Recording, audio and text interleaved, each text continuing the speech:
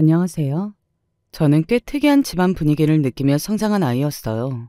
부모님의 사이는 건조하기 짝이 없었죠. 그건 부부라기보다는 그저 한낱 동거인이라고 표현을 하면 옳을 듯 싶었어요. 부부 사이가 어떻게 계속 친밀하고 뜨겁고 가까울 수 있겠나요? 시간이 흐르면서 안 좋아질 수 있는 법이겠죠. 하지만 저희 부모님은 뭔가 달랐어요. 서로에게 질린 것도 신물이 난 것도 정이 떨어진 것도 아니었죠. 그냥 숲이 있었는데 가뭄이 계속되니까 결국 나무고 풀이고 다 없어진 뒤에 그 자리에 사막이 자리하게 된 그런 과정인 것만 같았습니다. 민망한 얘기지만 저는 어렸을 적에 집중력이 또래 친구들에 비해 부족한 아이였었고 학교 수업 시간에도 배우는 내용을 따라가지 못해서 온통 산만하게 딴짓을 했었죠. 제가 일부러 의도해서 그랬던 것이 아니고 제가 타고냈던 천성이 그래 있었어요. 지금 와서 그때를 돌아보면 주의력 결핍증을 어린 시절에 알았던 것 같아요. 그때는 그런 증세가 있다는 자각조차 못한 채로 왜 이렇게 집중을 못하고 매사에 산만하여 생각이 온통 동서남북으로 마구 흘러가는지 스스로도 답답해하기만 했었네요. 당시에는 이런 쪽으로 사회인식이 약하기도 했었으니까요. 저 같은 아이는 치료와 상담과 애정과 주의 깊은 관심이 필요한 경우였지만 그게 이뤄지는 경우는 없었고 대부분의 상황에서 지겹다는 눈빛을 받았습니다. 산만했던 제가 그 어린 시절에 공부를 잘했겠나요? 성적이 잘 나왔을까요? 전혀 아니었죠. 그래도 한 줌의 공부를 향한 의지는 있었기 때문에 꼴찌 성적은 면했었고요. 성적이 항상 뒤에서 10번째 정도였었죠. 최악은 아니었습니다. 산만한 태도에 맨날 선생님들한테 혼나고 밉보이는 건 오래됐고 성적도 그 수준이었으니 웬만한 부모들이라면 이런 자식을 걱정하거나 다그치거나 그럴 수밖에 없었을 겁니다. 하지만 부모님은 저를 그렇게 혼내지 않으셨죠. 걱정을 하지도 않으셨고요. 애정이 그만큼 저에게 없었기 때문입니다. 그 자명한 사실을 저는 중학교에 올라가고 나서야 깨달았고요. 다들 겪어보셨겠지만 중학생 나이쯤 되면 감수성이 풍부해지고 교우관계에 있어서 고민이 많아지잖아요. 학교가 세상이고 친구들과의 일들이 그 세상의 전부인 것처럼 느껴지죠. 저도 그랬었습니다. 게다가 저는 초등학교 때까지는 주의력 결핍 증세가 심했기 때문에 이제 도통 친구들을 어떻게 사귀어야 할지 모르겠더라고요. 어떻게 말을 하고 행동해야 할지도 몰라서 항상 조심스러웠고 친구들 사이에서 대화가 제 뜻대로 흘러가지 않았던 날이면 집에 와서 잠에 들 때까지 소가리를 했습니다. 초등학교를 같이 나왔던 몇 친구들이 제가 산만해서 학교에서 맨날 선생님들한테 혼났던 애라고 말을 다 떠들어 놓는 바람에 더욱 새로운 시작에 있어서 애를 먹었더랬죠. 이런 고민을 저는 항상 혼자서 끌어안고 있었어요. 그리고 바로 이때부터 저희 집이 뭔가 이상하다는 생각을 하게 되었습니다. 감수성 예민한 중학생 나이, 다른 친구들은 걸핏하면 부모님과 싸웠다, 부모님 때문에 집에 들어가기 싫다, 부모님의 잔소리 때문에 미칠 것 같고 간섭이 지겹다, 이런 고충을 토로했거든요. 부모님 때문에 너무 짜증나고 확 가출하고 싶다고 말을 했던 친구들도 적지 않았었죠. 그럴 만한 나이였으니까요. 친구들 사이에서 어떻게든 어울려 보려고 애를 쓰고 있었던 저는 저 혼자서 다른 세계에 살고 있는 듯한 기분이 들었습니다. 제가 뭘 좋아하는지, 뭘 어떻게 살고 싶은지 아직 저는 그걸 스스로 알지 못했어요. 그래서 제 딴에는 용기를 내어서 부모님께 진로 상담을 청한 일이 있었는데요. 그랬더니 아빠가 대뜸 저에게 학교에서 몇 등을 하냐고 물어보시더군요. 그때 저는 아빠가 제 성적을 물어보신 건 그때가 처음이라는 사실을 깨달았습니다. 반에서 중간보다 살짝 못 미치는 등수라고 알려드렸어요. 그러자 아빠가 시큰둥하게 자리를 뜨시면서 이렇게 말씀하셨습니다. 중학생인데 성적이 겨우 그 정도밖에 안 되면 확실하게 너는 공부머리를 전혀 못 물려받았나 보다. 안타깝네. 저에게 어떤 조언이나 충고를 해주셔야 맞았을 때였는데 제가 알 수 없는 말씀이나 중얼거리시는 게 전부였어요. 무안함과 민망함으로 제 얼굴이 뜨거워지는 게 그 순간 느껴졌었죠. 저는 엄마를 바라보았습니다. 그리고 엄마는 피곤하다는 듯 하품을 하시더니 손으로 목이나 긁으시며 이렇게 말씀하셨고요. 무슨 소린지는 모르겠지만 아무튼 네가 대학 잘 가기는 글렀다는 거지? 좋은 데 갈 게 아니라면 무조건 돈 안 드는 데로 가라. 대학 같지도 않은 곳에다가 비싼 돈 갖다 바치는 건 사양이고 그렇게 할 생각은 추호도 없으니까.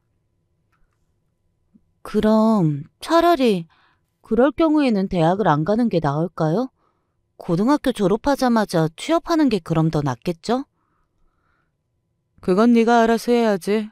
성인 되면 네 앞가림은 하여간 무조건 네가 해야 되는 거 알아도 부모한테 기대서 살려고 하면 안 된다. 그러면 인생 망치는 거야. 저는 정신이 온통 산만했던 어린 시절에도 부모님께 응석받지는 못했었죠. 용돈은 항상 준비물을 살 비용만 받았었고요. 준비물을 구입하고 거스름돈이 나오면 그걸로 100원짜리 불량식품을 사 먹는 게 고작이었어요. 50원짜리 초콜릿은 제가 문방구에서 가장 자주 사 먹었던 불량식품이었고요. 다른 친구들은 따로 용돈을 받아서 이것저것 사 먹는다는 걸 그 당시에도 알긴 했었으나 제 처지에 불만을 품어본 적은 없었습니다. 부모님께 제가 땡깡을 피운다는 건 그때도 있을 수 없는 일이었기 때문입니다. 한참 어린 시절부터 그렇게 살아온 저였는데 엄마의 입에서 부모한테 기대서 살지 말라는 소리가 나오니까 정말 목구멍이 꽉 조이고 막혀오는 감각이 들더라고요. 와, 그때의 심정을 어떻게 표현해야 할지 지금도 모르겠어요. 그때서야 명확하게 제 눈에 들어왔던 것은 바로 선이었습니다. 저희 가족은 선이 그어져 있었어요. 그 선은 부모 자식 간에 비단 그어져 있지 않았고 부부 사이에도 그어져 있었죠. 그럴싸하게 포장을 해보자면 개인주의라고 할 수도 있겠네요. 지독한 개인주의가 내려앉은 집이 바로 저희 집이었던 거예요. 딸들은 전부 엄마하고 관계가 깊던데 저는 해당이 안 되었죠. 제가 중학교 3학년 때 친한 친구랑 싸운 일이 있었어요. 힘들게 사귄 단짝이었고 그래서 너무 속상하고 힘들었어요. 세상이 무너지는 것 같더라고요. 앞으로 학교 생활을 어떻게 해야 하는지 막막하고 무서워서 겁도 났었고요. 그래서 그때 엄마한테 친구랑 틀어졌다고 말씀을 드렸어요. 저 스스로는 도저히 답이 안 나와서 엄마한테 말씀을 드린 거였죠. 어쩌다가 그 친구랑 싸우게 되었는지 엄마 앞에서 말씀을 드리던 도중에 감정이 벅차올라서 눈물이 막 나왔습니다. 주체할 수 없이 눈물이 나와서 울다가 문득 울음을 멈추고 나니까 되게 집이 조용한 거예요. 마주 앉아 있는 엄마의 표정은 집이 조용한 것보다도 더 무섭게 느껴지고 있었고요. 그때 엄마의 표정은 세상에서 가장 지루한 이야기를 듣고 있는 사람 모습 같았습니다. 귀찮고 번거롭다는 엄마의 표정을 보고 가슴이 철렁 내려앉았죠. 그래서 저도 모르게 벌떡 자리에서 일어난 뒤 엄마의 시간을 빼앗아서 죄송하다고 말씀드렸습니다. 그러자 엄마는 기다렸다는 듯이 먼저 자리를 뜨셨고요. 너무 창피하고 비참했어요. 그날은 그랬지만 곱씹어 보니까 서운함이 밀려오더라고요. 아무리 매사에 자식한테 무관심하다고 해도 어떻게 그 정도일 수가 있을까 싶었고 저는 엄마하고 아주 친밀하지는 않아도 잘 지내는 딸이 되고 싶었어요. 그래서 고민 끝에 용기를 냈고 며칠이 지난 시점에서 엄마한테 그날 너무 서운했다고 솔직하게 말씀을 드렸어요. 그날 서운했다고? 네가 나한테? 왜? 제가 친구랑 너무 힘든 일이 있었다고 말씀드렸는데 엄마는 전혀 안 들어주셨잖아요. 저는 그게 엄청 심각한 고민이었단 말이에요. 내가 해결해 줄 수 있는 것도 아니었잖아. 너 혼자 고민하고 너 혼자 결론 내려서 해결 보면 될 일이었어. 학교에서 친구랑 있었던 일 가지고 심각하게 구구절절. 너는 대체 애가 왜 그러니? 엄마한테 해결을 기대했던 게 아니라 그냥 저한테 현재 이런 문제가 있고 고민이 있다고 알려드리고 싶었던 것뿐이에요. 뭐? 너도 정말 할 일 더럽게 없다. 누가 제 마음 알아줬으면 싶어서 말씀을 드린 건데 그것도 안 되나요? 민정아, 너는 네 마음만 마음이야? 실컷 너만 떠들면 다야? 듣는 사람 입장은 생각 안 해? 듣기 싫어하는 그 마음도 네가 알아줘야 하지 않을까? 엄마의 차갑디 차가운 지적 앞에서 저는 할 말이 이렇습니다. 제 부모님이 다른 집의 부모님들처럼 그런 분들이 아니라는 걸 알게 됐는지 오래였으면서도 기대라는 것을 내려놓지 못했던 저의 잘못인 것만 같았습니다. 기대를 해서는 안 됐건만 괜히 기대하는 바람에 혼자 실망하고 혼자 상처받는 상황이었죠. 그래서 이때부터는 속으로는 기대를 못 버릴지언정 겉으로는 아무 내색도 안 하게 되었어요.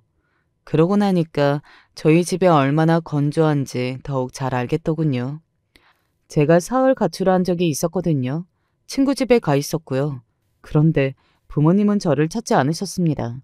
제가 집에 사흘을 안 들어온 줄을 알기나 하실까 싶었네요. 그때는 헛웃음까지 나오는 듯 싶었어요. 어느 고등학교에 갈 건지도 저한테 안 물어보셨습니다. 만약에 제가 먼저 진학 이야기를 안 꺼냈다면 고등학교에 저를 안 보내셨을지도 모르겠어요.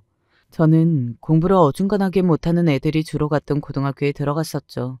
새로운 환경이 펼쳐지니까 저는 또 금세 적응을 못하고 몇 달씩이나 처음에는 방황을 했었어요. 저 스스로 정말 나약하다는 생각이 들더군요. 저는 왜 이렇게 똑부러지지 못할까 싶었어요. 어렸을 때보다는 나아졌다는 생각으로 혼자 위안을 삼으며 버티다 보니 어영부영 2학년이 되었습니다. 그리고 부모님으로부터 두 분이 이혼에 돌입할 예정이라는 이야기를 듣게 되었고요. 두 분이 이혼을 하신 것 자체에는 제가 별로 놀랍지 않았어요. 두 분이 애초에 부부다운 부부로는 안 보였으니까요. 그래서 이혼하시는 것에는 안 놀랐지만 문제는 저였죠. 두 분이 이혼을 하시면 저는 어떻게 되는 거예요? 당장 저의 처지부터 걱정이 되더군요. 제 평생 바라봐온 두 분의 모습으로는 이혼을 하시면서 저를 버리시는 것도 가능해 보였기 때문입니다. 그래도 설마 진짜로 그러시겠나 싶었는데 제 생각 이상으로 두 분은 대단하시더라고요. 이혼을 끝마치시면 두 분은 각자 갈 일을 가실 것이고 저 또한 알아서 갈 길을 갔으면 좋겠다고 하셨어요. 원룸을 구해줄 테니 거기서 알아서 학교를 다니며 살라고 그러셨습니다. 원룸이라도 구해주는 게 어디냐며 부모님이 그렇게 생색을 내셨을 때는 제가 또 말문이 막혀버렸죠. 그리고 두 분이 저를 향해서 자식도 다 컸으니 이제는 결혼 생활을 유지할 필요성을 못 느끼게 됐다고 말씀해 주셨을 때 저는 속에서 천불이 솟았습니다. 다 컸다뇨. 18살.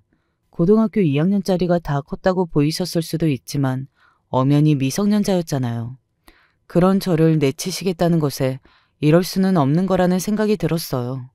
그때 폭발해서 태어나서 처음으로 부모님을 향해 큰 소리를 내며 울며 따졌었죠. 도대체 우리 집은 왜 이러냐고, 감정 없는 로봇도 이것보다는 낫겠다고, 하도 집이 가난해서 방에서 5식구가 비좁게 잔다는 중학교 친구는 아버지가 술주정이 그렇게 심해서 가끔 무섭기도 하다며 고민이라고 했는데 그 이야기를 들으면서 속으로 불었다는 생각을 했었고, 오죽했으면 그런 환경이 부러웠겠냐고 막 미친 듯이 울면서 말을 뱉었습니다. 억지로 눌러왔던 서름이 그 순간에 튀어나온 것이었어요. 아빠는 한숨만 내쉬신 후 자리를 피하셨을 뿐이었고 엄마는 저에게 혀를 끌끌 차주셨어요. 그런 소리나 하고 철이 안 들었구나. 뭘 어떻게 생각하는 네 마음이니까 알아서 해.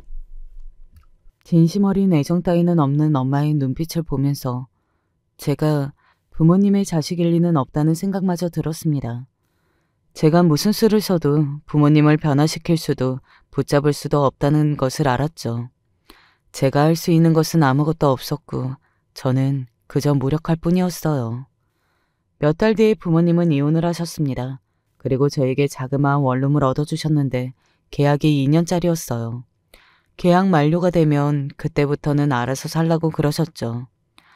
아무리 학교에서 가까운 위치였다고 해도 혼자 사는 게 겁이 났습니다. 남자가 아니고 여자가 고등학생이 혼자 지내면서 위험한 일이 없을까 싶었고요. 그러자 엄마는 저에게 제가 정신머리만 똑바로 붙들고 처신만 똑바로 하면 혼자 살아도 아무 문제 없는 거라고 하셨어요. 제가 멍청하게 굴지만 않으면 될 일이라고 그러셨고 저는 울컥해서 엄마한테 소리를 쳤었죠. 진짜 부모도 아니신 것 같다고요. 진짜 엄마라면 어떻게 이러시냐고요. 모정 하나 없는 냉혈한이라고요. 홧김에 소리를 쳤었던 저는 그 자리에서 엄청난 사실을 알게 되었습니다. 그래, 맞아. 네가 맞는 소리 한 거야. 내가 너 안 낳았어. 네? 그게 무슨 말씀이세요? 말 그대로야. 나는 너를 낳은 적이 없어. 그러니까 진짜 엄마가 아닌 게 맞아. 그럴 리가 없잖아요. 엄마가 저를 안 낳아주셨으면 그럼 저는 어떻게 태어났어요? 엄마가 아니라면 대체 누가 저를 낳아주셨는데요? 민정이 혹시 네 고모 생각나니? 고모라뇨? 네 고모 말이야. 너는 모르겠어? 고모라면 제가 어렸을 때 돌아가신 그분을 지금 말씀하신 거예요? 그래, 맞아. 아는구나. 그분이 네 고모잖아. 저는 갑자기 엄마의 입에서 너무 뜬금없이 고모 이야기가 나오는 게 이해가 안 갔었죠. 제가 어렸을 때 먼 지역에서 고모는 돌아가셨고 저는 장례식장에도 안 가봤습니다. 정확히는 못 가봤다고 해야겠죠. 어렸던 저를 부모님이 함께 안 데려가셨으니까요.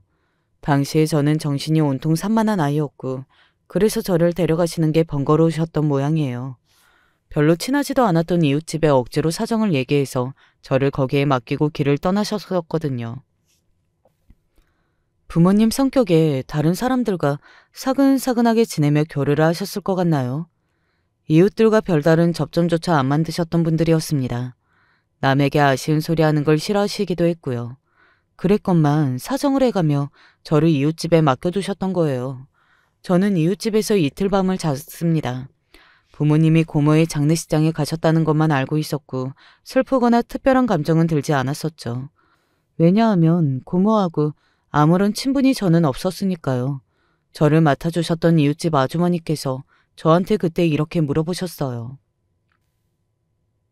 민정이네는 명절에도 어디 안 가는 것 같더라? 네, 저희는 어디 안 가요. 역시 그랬구나. 그럼 친가도 외가도 다 안 가는가 봐? 명절 말고 다른 때에도 전혀 안 가보니? 네, 그런 것 같아요. 기억 안 나요. 민정이는 사촌들도 없어? 설마 할머니 할아버지도 안 계시나?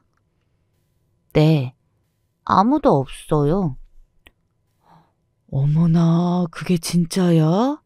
이런 집도 다 있네. 세상이 정말 특이하다. 혹시 그렇다면 이번에 돌아가셨다는 민정이의 고모가 유일한 친척이었던 건가? 아휴, 저런. 너무 안타까워라. 그때는 어렸기 때문에 별다른 생각이 안 들었지만 시간이 좀 더 지나서 교류하는 친인척 하나 없다는 게 결코 흔한 경우가 아니라는 걸 알게 됐었죠. 제가 아는 한 평생 살면서 직접적으로 들어본 존재는 고모 한 분뿐이었던 것 같아요. 그런데 그 고모 이야기를 왜 엄마가 이런 순간에 하시는 건가 싶었던 저는 기절할 만큼 놀라고 말았습니다. 네 고모가 바로 너를 낳아주신 분이야. 너의 진짜 엄마라고 할 수 있겠네. 지금 그게 무슨 말씀을 하시는 거예요? 고모가 저를 낳으셨다고요? 그게 어떻게 가능해요? 맹세컨대 살면서 단 한순간도 이런 진실이 감춰져 있었을 거라고 감히 상상조차 저는 해본 일이 없었습니다. 이게 현실일 리 없었고 엄마가 말도 안 되는 농담을 하시는 줄로만 알았어요. 그래서 아빠에게 직접 여쭈어보았습니다. 그랬더니 맨날 심드렁한 표정만 지으셨던 아빠가 그 순간에 화들짝 놀라시면서 얼굴하고 목이 아주 새빨갛게 달아오르는 게 보였습니다. 그걸 기어이 너한테 얘기를 해주든 내가 얘한테는 끝까지 밝히지 말라고 그렇게 신신당부를 했었건만 전부 소용이 없는 짓이었구만. 완전히 갈라서는 마당이니까 이제 아무것도 거리낄 게 없다는 거야 뭐야? 그것만으로도 사실 대답이 되었습니다. 아빠의 그 반응이야말로 맞다는 확인 사살이었기 때문입니다. 저에게 왜 그걸 알렸냐며 아빠는 불같이 엄마에게 화를 내셨어요. 서로 사이가 안 좋다고 할 것도 없이 무미건조하기만 했던 두 분이었기에 그렇게 감정적으로 나를 세우고 다투시는 것조차 저에게는 어색하고 낯선 그림이더군요. 아빠는 결국 저에게 직접적으로 인정을 하셨어요. 고모가 진짜로 저를 낳아주신 분이 맞다고 말입니다. 고모가 저를 낳아주신 생모라면 그럼 생부는요? 고모부인가요? 저는 고모부가 어떤 분이셨는지도 전혀 모르는데요. 그건 나도 몰라. 정확히 들은 바가 없었지. 왜냐하면 너는 원치 않은 임신으로 생긴 아이였기 때문이란다. 그때 저는 가슴이 찢어 발겨지는 것만 같았습니다. 돌아가신 고모가 알고 보니까 제 생모였는데 원치 않은 임신으로 제가 생긴 것이었다네요. 살면서 이런 이야기를 상상도 못 해봤는데 이게 진실이라고 하니까 정말 미칠 것만 같았어요. 갑자기 이 현실 자체가 구역질이 났습니다. 고모가 저를 낳아주신 분인데 저는 그것도 모르고 18까지 살았던 거예요. 그리고 돌아가실 그때도 아무것도 몰랐기에 장례식조차 못 갔었습니다. 어찌됐든 적어도 제가 그분의 마지막 가시는 길에는 함께 있어야 했던 게 아닌가 싶어서 지나간 과거가 원망스러웠고 너무나도 답답했어요. 저에게 진심 어린 애정 따위 전혀 없으셨던 부모님의 그 모든 순간들이 이제야 어느 정도 납득이 가는 것도 슬펐고요. 그런데 이제 의문은 대체 왜 부모님이 저의 부모님으로 살아오셨는가 하는 부분이었죠. 그리고 저는 이때 제 출생의 비밀뿐만 아니라 부모님의 과거 이야기를 난생 처음으로 알게 되었습니다. 부모님은 알고 보니 두 분의 20대 시절의 결혼 생각은 전혀 없이 연애만 하고 계셨는데 덜컥 애가 들어선 경우였었다네요. 두 분 다 환경이 외로운 분들이셨고요. 아빠는 어린 시절부터 능력 하나 없으면서 자잘한 사고만 쳐대고 항상 민폐만 끼치는 부친 때문에 고생하시는 모친의 모습을 보면서 자랐습니다. 부친 때문에 집구석에는 바람 잘 날이 없었어요. 모친은 안 해보신 일이 없었고요.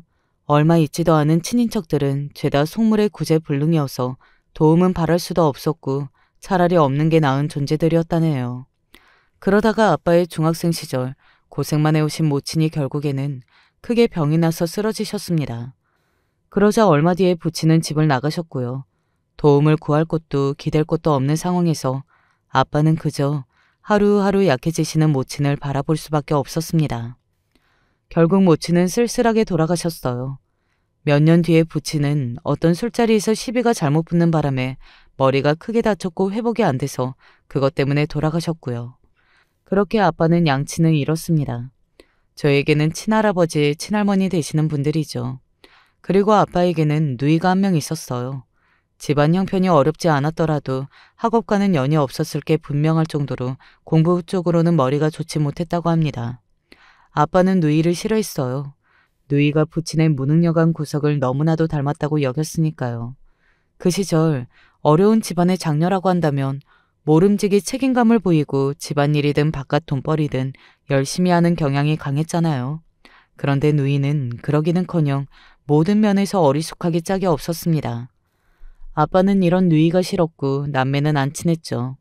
그래서 모친이 돌아가신 후 남매는 서로 아예 보지 않고 살았습니다. 아빠는 고등학교를 가지 않은 상태에서 일찍이 돈을 벌며 살았던 것이고요.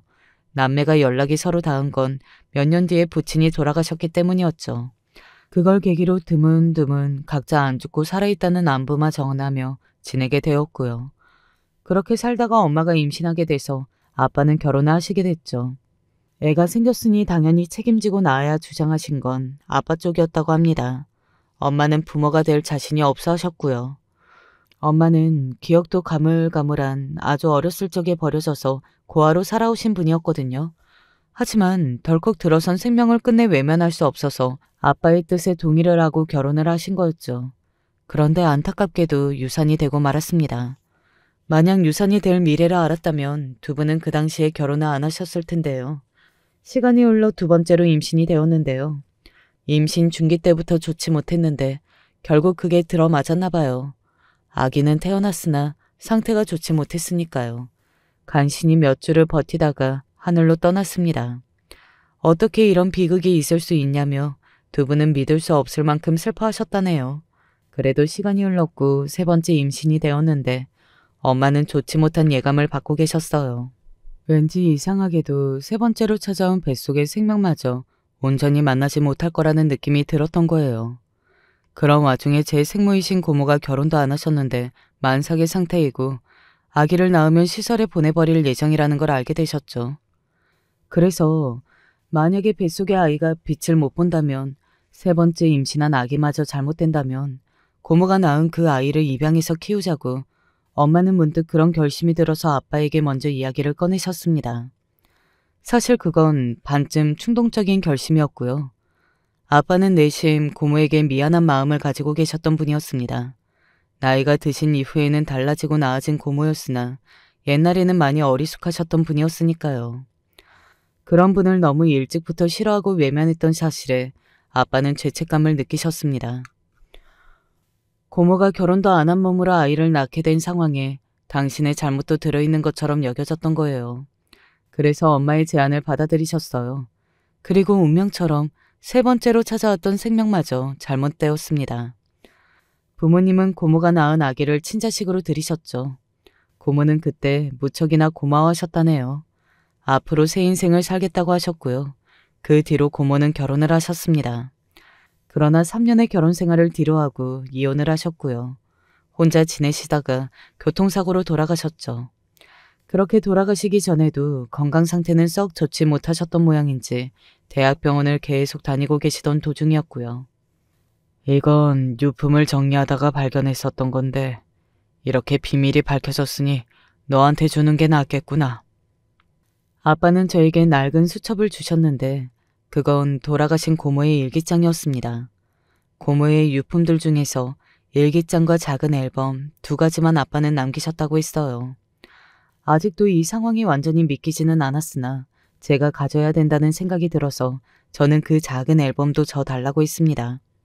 아빠는 저에게 미안하다고 하셨죠.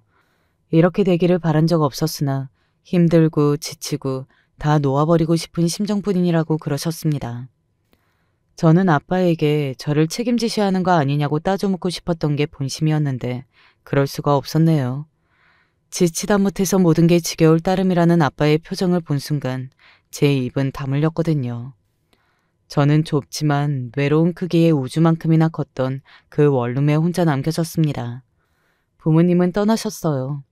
각자 어떤 인생을 사시고자 떠난 것인지 그것조차 저는 알지 못했습니다. 저는 두 분의 자식이었으되 자식이 아니었다는 것이 그렇게 다시 실감이 났네요. 제 생모이신 고모의 일기장엔 별 내용이 없었죠. 조금 특이한 건 그게 한 해의 일기장이 아니고 3년 넘게 날짜가 이어졌다는 거예요. 가끔 드문드문 일기를 쓰셨으니까요.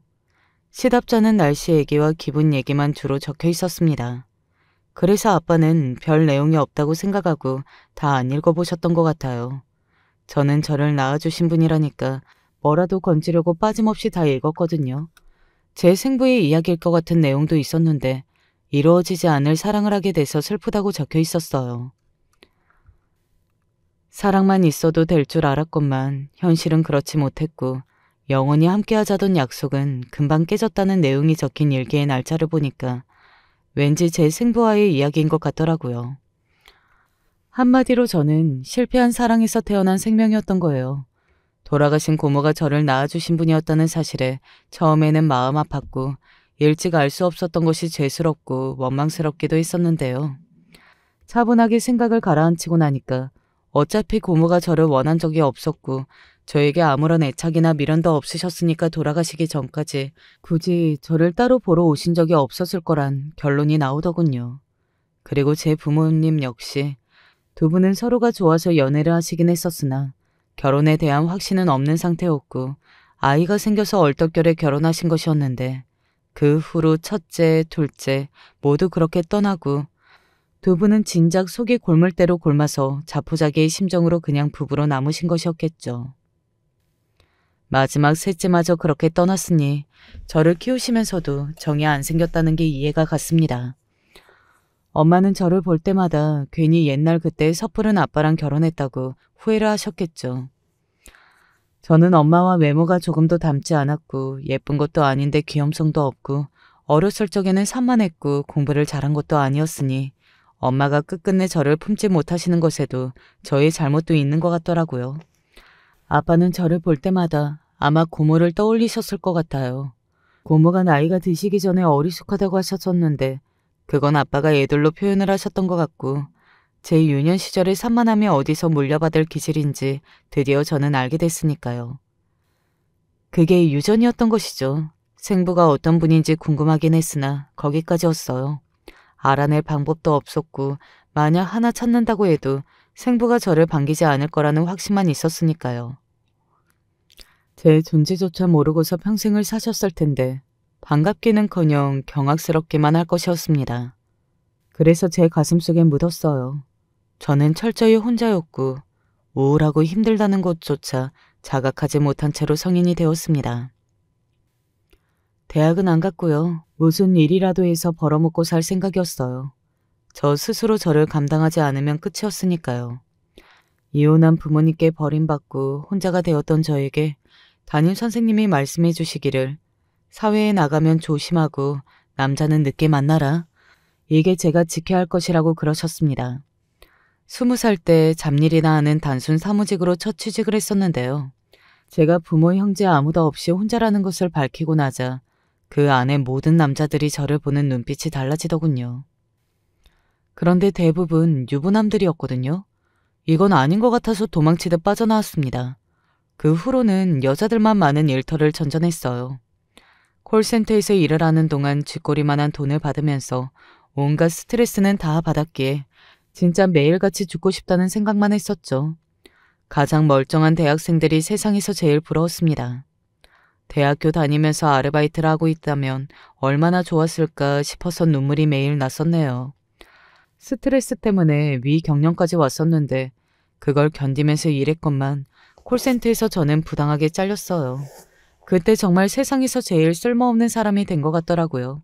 일을 안 하면 돈이 없고 돈이 없으면 나가 죽자는 것밖에 안 되니 죽을 용기는 없어서 다시 일을 구했습니다. 생각 없이 일만 하고 싶어서 공장에 들어갔어요. 아주머니들이 많이 계셨던 곳이었죠.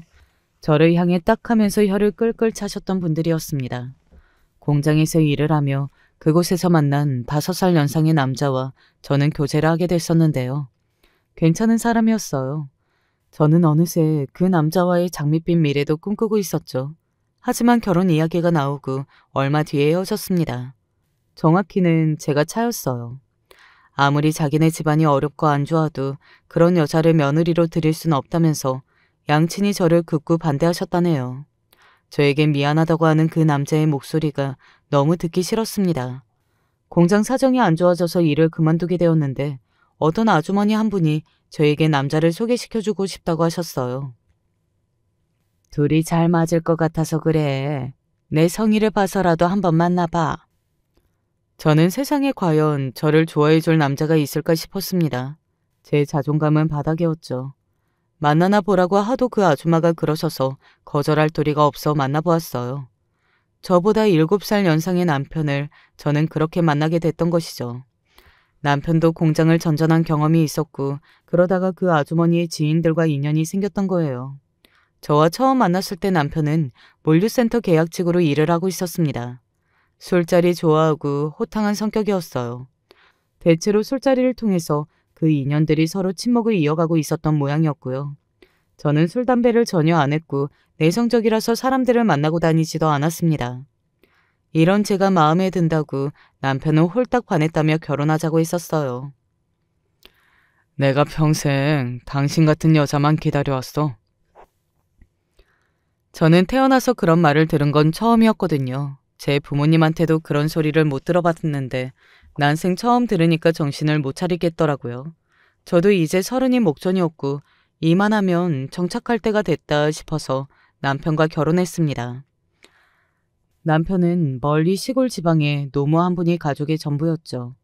제 시어머니셨는데 저도 결혼 직전에 인사드리러 찾아뵌 게 전부였어요. 별일이 없었고 모자 사이가 전혀 돈독하지 못했으며 각자 알아서 인생을 사는 것만 같았습니다. 돌아가신 시아버지께서 그렇게 술을 자주 잡수시고 눈에 뵈는 거 없이 사셨었다네요. 남편이 사형제 중에 막내인데 장남은 술주정하는 부친을 말리려 씨름하다가 머리를 잘못 다쳐서 숨을 거두는 비극적인 사고를 당했었고요. 둘째는 성인이 되기도 전에 집을 나갔고 셋째는 성인이 되자마자 집에서 돈 될 만한 것들을 싹 다 챙겨서 나간 뒤에 연락이 끊겼습니다. 남편은 본인이 시아버지를 상대하고 이겨먹을 수 있었는데 그러지 못했던 과거를 두고두고 후회한다고 했어요. 왜 덤벼볼 생각을 못했는지 모르겠다고 하더군요. 시아버지께서 돌아가시기 하루 전에 남편이 두드려 맞았었다네요. 이유도 없이 말입니다. 급성 알코올 중독인지 시아버지께선 술을 드시다가 돌아가셨어요. 남편은 혼자 타지 생활을 하며 쭉 살아왔고 저는 그런 남자가 가여웠습니다. 서로를 보듬으며 살면 좋을 것 같았죠. 제 모든 이야기를 다 알고도 감싸주고 오히려 좋다고 말해준 존재는 남편이 유일했습니다. 작은 집을 얻어서 결혼 생활을 시작했을 때만 해도 좋았죠. 딱 1년이 지나자 지옥으로 변했습니다. 왜냐하면 남편은 본인이 그렇게나 싫어하는 부친을 닮았었거든요. 술을 좋아했는데 문제는 취하고 나면 험악해지는 게 점점 더 심해진다는 것이었어요. 처음에 맞았을 때는 놀라고 충격이었지만 이튿날 남편이 미안하다고 사죄를 하기에 제가 오히려 보듬어 주었습니다. 하지만 미안하다는 건 그저 말뿐이었고 남편은 고쳐지지 않았고 더더욱 심해졌어요. 그리고 저를 우습게 알았습니다. 저더러 애미애비도 없고 평생을 버림받아왔다고 조롱했어요. 저를 받아줄 사람은 세상에서 본인뿐이라고 했습니다. 아무도 저를 원하지 않을 거라고 했죠. 근데 제가 그 말을 반박을 못하고 울기만 했네요. 너는 내가 아니면 갈 데도 없고 의지할 데도 없는 거야. 그러니까 나한테 감사하며 살아야 돼. 남편에게 맞아서 피멍이 든 것보다도 그 날카로운 말이 가슴을 찌르는 게 더욱 아프더군요. 사람이 적응하는 게 무서웠어요. 맨날 맞고 살다 보니까 저도 모르게 팔을 들어 방어하게 되었고 덜 아프게 맞으려고 몸을 둥그렇게 접더군요. 이렇게 사는 게 무슨 의미인가 싶어서 눈물만 나오던 때 임신 사실을 알게 됐습니다. 그때 삶의 희망이자 목표가 보였죠. 뱃속의 아기가 온전한 제 편이라고 생각이 됐거든요. 너무 소중했습니다. 아기를 지키기 위해 필사적으로 남편의 비위를 맞추며 비굴하게 굴었죠. 하지만 그 노력에도 불구하고 유산이 되었습니다. 3번이나 아기를 떠나보냈던 엄마의 이야기를 떠오르면서 망연자실했고 제 인생에도 아기를 만난 일은 없을 거란 생각이 들어 절망스러웠어요. 깊은 우울이 밀려왔고 남편은 저 때문에 아기가 그렇게 된 거라면서 제 탓을 했습니다. 날아드는 발길질에 익숙하게 방어 자세를 취하던 제가 비참해서 흐느껴 울었습니다. 그렇게 맞고 살다가 문득 정신을 차려보니 제가 나이만 먹었고 이룬 것도 없고 남편한테 맞아 죽을까봐 벌벌 떠는 게 하는 일의 전부더라고요. 이건 아니다 싶어서 가방을 챙겨 집을 나갔는데 이틀 만에 남편한테 발각돼서 머리채 잡혀 집으로 끌려갔습니다. 경찰에 가서 도와달라고 했더니 남편이 자기 지인을 불렀고 멀쩡한 얼굴을 한 지인들은 경찰들 앞에서 남편을 두둔하며 제가 정신이 온전하지 않고 과민 반응을 한다고 떠들었습니다. 경찰들은 귀찮다는 듯이 저더러 그냥 좋게 생각하고 사세요. 이런 말을 하더군요. 그날 밤에 저는 살려달라고 남편한테 무릎 꿇고 싹싹 빌었습니다. 안 그랬으면 그날 밤 맞아 죽었을 거예요. 그렇게 숨죽이고 버티다가 저는 작은 배낭 1개만 챙겨서 집을 떠났죠. 이번에는 그냥 정처 없이 떠돌았습니다. 집 없는 분들이 옹기종기 모여 지내는 구역들이 떠올라서 그쪽으로 가봤고요.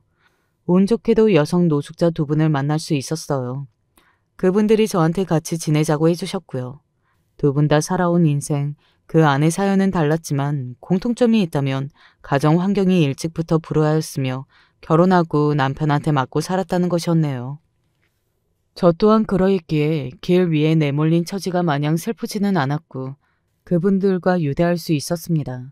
그러던 어느 날 그분들과 같이 무료 급식소에 갔는데 어떤 기업에서 좋은 사회활동을 하는 차원에서 열었던 것이더라고요. 기자가 와서 사진도 찍고 있었습니다.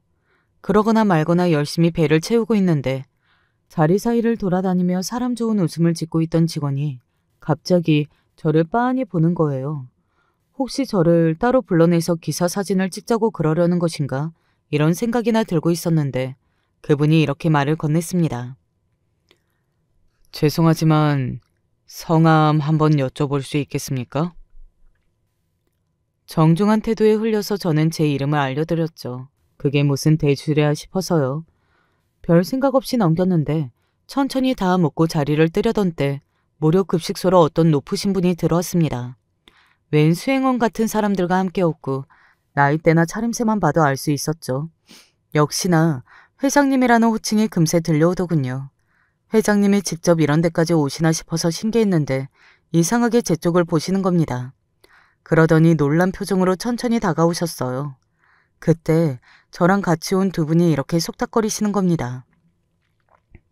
어머나, 엄청 닮았네. 꼭 가족처럼 닮지 않았어? 그때 제 등줄기에 소름이 돋아났어요.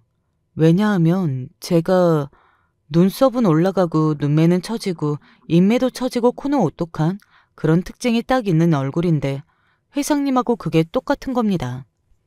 연락을 받고 놀라서 혹시나 싶어서 와봤는데 이렇게 직접 뵈니까 더욱 놀랍네요. 외람되지만 가족 관계가 어떻게 되시는지요? 그런 질문을 받는 게 너무 황당하잖아요. 하지만 그 순간 제 머릿속에는 고모의 일기장에 봤던 이루어질 수 없는 사랑 이야기가 떠오르고 있었습니다. 그리고 제가 성이 특이했거든요. 제 성은 아빠와 같을 뿐더러 당연히 고모와 성도 같았습니다. 저는 대답 대신 홀린 듯이 제 배낭을 뒤져서 작은 앨범을 꺼내 들었어요. 그 안에 돌아가신 고모의 사진 몇 장이 들어있었거든요. 이분이 제 고모이신데요. 사정이 좀 있어서 사실 이분이 저를 낳아주신 친엄마세요. 친아빠는 어떤 분인지 전혀 모르고요. 이 얼굴, 그래 맞아. 우리 아들놈이 만났었던 그 아가씨의 얼굴이야. 잘 찾아오면 집 어딘가에 사진이 있을 텐데 대조해보면 되겠군요. 아니 그 이전에 자리로 옮겨서 대화를 나누면 좋겠습니다. 회장님이 흥분을 꾹 누르시며 그렇게 말씀하시는 거에 저도 모르게 알겠다고 답을 해드렸어요. 저에게 기적이 찾아온 것 같다는 그런 예감이 들고 있었거든요. 자리로 옮겨서 회장님과 마주 앉았고 옆에는 급식소에 계셨던 직원분이 서 계셨습니다. 회장님은 앞만 봐도 이렇게 닮은 것이 신기하다고 하시면서 유전자 검사고 뭐고 간에 닮은 얼굴이 이미 답을 보여주는 것 같다고 그러셨습니다. 회장님의 아들 이야기를 그때 들었죠. 아무것도 없는 여자와 눈이 맞았던 아들은 집안에 반대를 하자 더욱 불이 붙었던 거예요. 다 버리고 집 나가서 그 여자와 함께 있습니다. 하지만 워낙 가난하게 자랐기에 그것에 이골이 나 있던 여자와는 달리 유복한 환경에서만 자라왔던 아들은 결국 차가운 현실 앞에서 무릎을 꿇고 말았죠. 그런데 이미 여자는 임신 중이었어요. 애를 낳으면 고아원이든 어디든 보낼게. 내가 알아서 할 테니까 당신은 집으로 돌아가. 여자는 애를 본인이 키울 생각이 없고 그로 인해 피해를 주지도 않을 거라고 아들을 안심시켰습니다. 그래서 아들은 집에 돌아가 그 여자와 정리를 하겠다고 했죠. 집에서 5천만 원을 받은 아들은 그걸 여자한테 주었어요. 여자는 그걸 받고 완전히 관계를 끊었습니다. 아들은 미국으로 가서 자리를 잡은 뒤 혹시나 싶어서 여자에게 연락을 해봤어요. 그러자 여자는 본인이 얼마 전에 재혼을 했으며 아이는 진작 입양을 보냈다고 알려줬고요. 아이가 완전히 친탁을 한 얼굴이라는 얘기를 듣고 아들은 자기 인생을 그냥 살았죠. 그리고 몇 년 뒤 여자의 근황이 궁금해서 알아봤다가 이미 세상을 떠난 뒤라는 사실을 알았죠. 아들은 죄책감을 가지게 되었습니다. 세월이 흘러 평생 건강했지만 갑자기 췌장암 선고를 받았을 땐 천벌을 받은 것이라는 생각을 했었다네요. 그리고 아들이 죽기 전에 회장님에게 모든 이야기를 이실직고 하였습니다. 사실 그 당시에 여자 뱃속에 아기가 있었고 태어난 뒤에 어디론가 보내졌다는 이야기를 말입니다. 딸이고 얼굴이 아빠 쪽을 무척 닮았다는 걸 안다고 그 아이를 생각하면 미안할 따름이라고 그런 고백을 남긴 후에 죽었습니다. 회장님은 손녀가 존재한다는 사실을 알고 무척 놀라셨으나 찾아야 하는 게 맞는 것인지 갈피도 잡지 못해서 항상 고민이 많으셨죠. 그 고민을 가까이서 보필해온 직원은 알고 있었고요. 그런데 회장님과 너무 비슷하게 생긴 저를 직원이 딱 발견한 거예요. 게다가 이름을 들어보니 그 특이한 성씨였고요. 이건 뭔가 이상하다 싶어서 지체 않고 회장님께 연락을 드렸던 것입니다. 제가 고모의 남동생인 아빠의 자식으로 살아왔다는 걸 아시고 회장님이 의문이 풀렸다는 표정을 지으셨죠. 저는 제가 기업 회장의 친손녀라는 게 너무 안 믿겨서 꿈을 꾸나 싶었습니다. 회장님은 집에 남아있던 아들의 유품 속에서 사진을 찾아내셨고 그 사진 속의 인물이 제 고모임을 확인한 순간 저는 소름이 쩍 돋았습니다. 회장님이 정말로 제 친할아버지셨던 거예요. 그리고 친할머니를 뵌 순간 그분에게서도 왠지 낯설지 않은 기운이 느껴지더군요. 제가 오이를 못 먹고 복숭아 알레르기도 있는데 그렇다고 말씀드리자 오시면서 당신도 똑같다고 고개를 끄덕이셨습니다. 제가 사춘기 때 여드름이 확 났다가 사라졌던 것, 등에 사마귀가 엄청 났었던 것, 이런 것들도 친할머니와 똑같더군요. 심지어 머리가 약간 곱슬인 것도 같았어요. 드디어 제 뿌리를 찾은 것에 제가 얼마나 울었는지 모릅니다. 부잣집이니 뭐니 그런 건 중요하지 않았어요. 평생 뿌리 내리지 못하고 살았던 제 인생이 드디어 자리 잡게 된 그 자체가 좋았던 것이죠. 저를 껄끄럽게 하는 사람은 한 명도 없었고 다들 기뻐하고 신기하면서 맞아주었어요. 이제부터 한 가족이니까 잘 지내보자면서 저를 모두 환대했고 저는 한 가족이라는 소속감에 감동의 눈물이 났습니다. 평생 내쳐지고 무시당하고 버림받고 그러기만 했었는데 이제는 아니었어요. 어렵사리 만난 우리 송녀가 하고 싶은 게 있다면 이 하레비가 다 들어줘야지. 말만 해라. 너 하고 싶은 거 다 해도 된다. 저는 제가 길 위에서 만난 고마운 인연 그 두 분이 자립하실 수 있도록 가장 먼저 그걸 도와드렸고요. 전문 변호사를 끼고 이혼을 진행했습니다. 야, 너 미친 거 아니야? 니까짓 게 무슨 이혼이야. 너 어디서 남자 하나 물었냐? 꼴에 그런 능력은 있었나 봐. 남자 하나 부흥으로 잡고서 나랑 이혼할 계획을 세웠나 본데 후회할 짓 하지 마라. 너는 나 아니면 받아줄 남자 없어. 남편은 여전히 쓰레기 같은 인간이었습니다. 이런 인간에게 위로받고 의지하려고 했던 과거의 제 자신이 불쌍했네요. 저는 더 이상 그딴 인간은 상대할 가치도 못 느꼈어요. 구질구질하게 매달리지 말고 변호사 통해서 이야기해. 말 섞기도 싫으니까. 변한 제 모습에 남편은 눈을 비볐죠. 이게 꿈인지 생시인지 했을 겁니다. 그 인간에게 당하고 산 세월이 얼마인데 이혼을 해낼 증거, 정황은 차고 넘쳤습니다. 그리고 남편은 자연스레 알게 되었죠. 제가 엄청나게 든든한 배경을 지니게 됐다는 걸 말입니다. 이건 말도 안 돼. 아니, 세상에 이런 일이 있어도 되는 거야? 이건 아니지. 잠깐만. 가족 찾은 거 알고 보면 내 덕분 아니야? 내 덕분에 길에서 빌빌거리다가 가족 찾은 거잖아. 그런데 어찌나 추악하게 발악을 하던지요. 저를 향한 질투 그리고 지독한 후회로 남편은 몸부림치고 있었습니다. 그래봤자 할 수 있는 건 없었죠. 발악이나 하다가 스스로 자명하는 길밖에 안 남아 있었으니까요. 당연히 깔끔하게 법적으로 남남이 되었고요. 저는 친할머니의 권유에 따라 정신과 상담을 받았습니다. 제가 얼마나 정신적으로 위태롭게 살아왔었는지 전문가와 상담을 진행하면서 잘 알게 되었고요. 여태까지 제 잘못이라 여겨왔던 그 모든 순간들은 사실 제 잘못이 아니었다는 걸 알게 되었어요. 전 남편 같은 쓰레기한테 당했던 것도 저는 제 잘못이라 여겼었거든요. 그런데 아니었더라고요. 그리고 이제는 그딴 과거에 큰 의미를 부여하지 않기로 했습니다. 제 가족, 제 뿌리를 찾기 위한 과정이 전 남편이었을 뿐이라고 생각하기로 했습니다. 갑자기 인생이 확 달라졌으니 처음에는 낯설고 이상하기만 했었지만 인간은 적응의 동물이라는 게 이럴 때는 감사하더군요. 새로운 인생에 저는 완전히 녹아들어서 지금은 태연하게 잘 지내는 중이랍니다. 특히 제가 겪는 기적 같은 경험은 결코 흔하지 않은 일이잖아요. 그래서 스스로를 아주 특별한 행운아라고 생각하며 살게 되었어요. 제 자신을 제가 아껴주어야 진짜 행복할 수 있는 법이더라고요. 현재 딱 하나 고민이 있다면 부모님일 것 같아요. 어찌됐든 그분들은 제 부모님이라는 생각만큼은 변함없거든요. 제가 이제 생활이 여유롭다 보니 마음도 넉넉해져서 용기를 내어 두 분에게 제가 먼저 연락도 드렸고 그걸 계기로 가끔 연락을 주고받게 되었습니다. 두 분 각자 만나시는 분들이 있고요. 대신 정식 재혼은 두 분이 안 하셨어요. 제가 뿌리를 찾았다는 이야기를 이제는 알려드려야 할지 이걸 두고 고민이 되네요. 엄마가 최근에 저에게 옛날에는 참 미안한 게 많았다고 그런 말씀을 하셨거든요.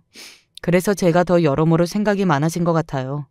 저에게 일어난 기적 같은 이야기를 부모님께 알려드리는 게 맞을지 여러분에게도 의견을 구하고 싶습니다. 안녕하세요. 정말 암울한 날만 살다가 요즘은 이렇게 행복할 수가 없습니다. 이런 얘기를 지인에게 말하기도 부끄럽고 자주 보는 채널에 용기 내어 사연을 보냅니다. 어떤 분은 잘했다고 하실 분들 계실 거고, 어떤 분은 너무한다는 분도 계실 것 같아요. 저의 행동에 대해서는 절대 후회는 없었습니다. 그럼 제 이야기를 시작해 보겠습니다. 저희 집은 시골 출신으로 정말 못 살았습니다. 게다가 형제도 많아가지고 정말 말 그대로 콩 한 쪽도 쪼개고 쪼개서 아껴서 나눠 먹어야 할 정도로 가난했습니다. 나중에 저랑 형제들이 크고 나서 돈을 벌기 시작하면서 확실히 부모님 두 분이서만 일할 때보단 나아졌지만 그렇다고 해서 기본적인 형편이 어디 가진 않았습니다.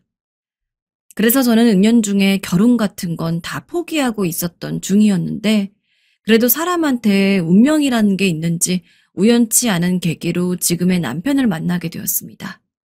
남편은 저랑은 정반대의 사람이었죠. 태어나서 단 한 번도 서울을 벗어난 적이 없을 뿐더러 남편의 부모님은 중소기업을 운영하시는 사장님들이었는데 아무래도 회사 하나를 통째로 키우는 거다 보니까 일반적인 사람들에 비해서 잘 사는 편이었습니다. 가정 형편도 살아온 환경도 다른 제가 남편과 연애를 할 수 있는 것만으로도 감지덕지라고 생각하며 살았습니다. 결혼은 언감생심 꿈도 못 꿀 일이라고 생각했기에 남편이 어느 날 저를 비싼 레스토랑에 데려가서 무릎을 꿇고 반지를 주면서 프로포즈를 할 때 그 누구보다도 놀랐습니다. 설마 남편이 저를 진지하게 연애 이상의 와이프가 될 수 있는 사람으로서 보고 있을 거라고 생각하지 못했고 프로포즈 자체에 대해서 마음은 너무 기뻤지만 내가 이걸 섣불리 받아도 될까 하는 고민을 버릴 수는 없었습니다. 하지만 남편이 꾸준히 저에게 매달린 그때 저도 결국 사랑하는 사람과 한평생 같이 살고 싶다는 욕심을 버릴 수가 없어서 프로포즈를 받아들였습니다. 하지만 문제는 결혼을 허락받기 위해서 남편의 부모님을 찾아뵈었을 때부터 발생했습니다. 아마 기본적으로 저에 대해서 남편에게 먼저 들었는지 제 이름도 알고 계셨고 제가 대충 어느 정도 사는지도 알고 계시더라고요. 그냥 아는 것으로 그쳤다면 상관이 없었겠지만 은근히 저를 위아래로 훑어보는 게 솔직히 그렇게 기분이 좋지만 않았습니다. 그런데 그런 시골에서는 핸드폰이 터지긴 해? 와이파이 연결은 되나? 어휴, 아주 깡촌이네. 제가 살던 고향이 시골 중에서도 속된 말로 깡촌이라고 불릴 정도로 엄청 깊숙하게 들어가 있는 시골 동네이긴 했습니다. 그래서 읍내 한번 나가려고 해도 시간이 오래 걸렸고 서울에 있는 휘황찬란한 건물 같은 건 당연히 찾아볼 수도 없었습니다. 하지만 한 번도 제가 그런 시골에서 생활했다는 것에 대해서 부끄럽다거나 한 적 없고 저에겐 그 무엇보다도 소중한 고향인 만큼 나름대로 산 좋고 물 좋고 공기 좋은 제 고향에 대한 자부심이 있었는데 제가 살아온 곳에 대해서 아무것도 모르는 시부모님이 농담을 가장한 모욕을 제게 내뱉으니 기분이 너무 안 좋더라고요. 무엇보다도 그 자리에서 아무 말도 못하고 그냥 참고 들어야 하는 상황이 너무 힘들더라고요. 물론 남편이 엄마, 무슨 그런 말을 해. 기분 안 좋게. 라고 하면서 저를 대신해서 막아주었지만 그렇다고 해서 상한 기분이 풀리는 것도 아니었습니다. 차라리 시부모님이 조금 더 대놓고서 저를 욕하거나 했다면 아무리 저라고 할지라도 크게 시부모님한테 반대되는 이야기를 했을 텐데 저런 식으로 기분이 좋지 않을 만한 말을 툭툭 뱉으면서도 남편이 한번 이야기를 할 때마다 뭘 장난치는 거 가지고 그래. 저거 봐. 쟤는 가만히 있는데. 너도 참 별나다. 라며 장난인 것처럼 넘겨서 제가 화를 내기도 참 애매한 상황이었습니다. 그래도 그때까지만 해도 남편과 결혼해서 함께 사는 것이 더 중요하기 때문에 그 정도는 그냥 어떻게든 웃으면서 넘기고 버텼던 것 같습니다.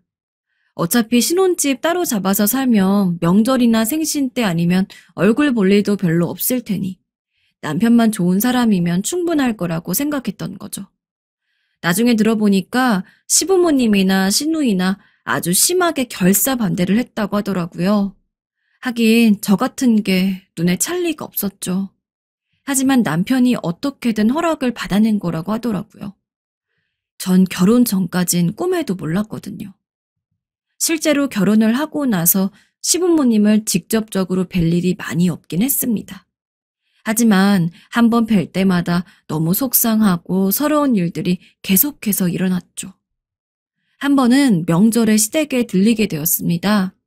저에게는 시누이도 하나 있었는데 시누이는 남편보다 어리고 결혼을 안 한 상태로 혼자 회사를 다니는 직장인이었어요. 결혼식 날을 제외하면 시누이 얼굴을 본 적이 없어서 조금 어색하긴 했지만 그래도 남편 가족인 만큼 엄청 살갑게 인사했습니다. 그런데 시누이가 저를 위에서 아래로 싹 훑어보더니 아직도 시골 촌년 냄새가 나네. 다르긴 다르다. 라는 말도 안 된 이야기를 하더니 휙 돌아서는 자기 방으로 들어가더라고요. 너무 벙쪄서 뭐라고 할 타이밍도 잡질 못했습니다. 애써 못 들은 척하면서 주방에 가서 혼자 전을 부치는데 정말 시댁 식구들은 단 한 명도 도와주질 않더라고요. 남편은 제 눈치를 보는 것 같았지만 그렇다고 해서 일어나가지고 부엌에 와서 도와주진 않았습니다. 심지어 도와주지 않는 것도 도와주지 않는 건데 시어머니는 거실에서 깔깔 웃으면서 텔레비전을 보다가 문득 생각났다는 듯이 이웃집에 전 부친 것 좀 갖다 주기로 했으니까 오늘 하루 종일 앉아서 전 부칠 생각해라. 라고 하면서 부쳐야 할 전이 가득 담긴 소쿠리를 정말 과장 안 하고 5바구니는 넘게 꺼내놨습니다. 이거를 다요? 응, 이웃집이랑 약속한 거니 지켜야지. 그거 다 하고 얘 얼마 된다고 놀라니? 나 때는 그거 배로도 했어. 네. 정 힘들면 도와줄 테니 일단 해봐. 하지만 말만 그렇게 할 뿐 도와주진 않았고 그냥 그날 저는 하루 종일 기름 쩐내에 쩔어서는 땀을 뻘뻘 흘리면서 전만 부치다 가야 했고 집에 돌아가서 바로 몸살을 앓고 이틀 내내 누워 있었습니다. 그뿐만이 아닙니다. 한 번은 시어머니 생신날이었습니다. 남편한테 미리 어머님은 어떤 거 좋아하셔? 라고 묻고는 남편에게 어머님이 좋아하는 브랜드를 알아내어서 백화점에 가가지고 힘들게 모은 돈으로 어머님들이 예쁜 코트 하나를 샀습니다. 정말 제 옷 살 때도 그렇게 비싼 걸 사본 적이 없었기 때문에 내심 시어머니가 마음에 들어 하실 거라고 생각했습니다. 그리고 속물 같지만 이 선물을 계기로 시어머니가 저에게 조금 더 마음을 열고 며느리로서 잘 대해줬으면 좋겠다는 바람도 있었습니다. 하지만 제가 선물을 드리자 박스를 열어본 시어머니는 다짜고짜 이거 가품이니? 라고 묻더군요. 너무 당황스러워서 아니에요 어머님, 이거 백화점에서 어제 직접 산 정품이에요. 라고 답하니까 시어머니는 그제서야 선물을 꺼내서 하나하나 꼼꼼히 확인해 보더니 너 괜히 정품 아닌데 정품인 것처럼 백화점 박스만 어디서 구해와서 넣은 거 아니야? 정품이 왜 이렇게 후줄구네? 라며 온갖 트집을 잡았습니다. 정품 맞는데. 시댁 식구는 물론 시댁 쪽 친척들도 몇 명 모여있는 자리에서 시어머니가 그렇게 크게 이야기를 하니까 정말로 백화점에서 산 정품인데도 제 얼굴이 다 화끈거리더라고요.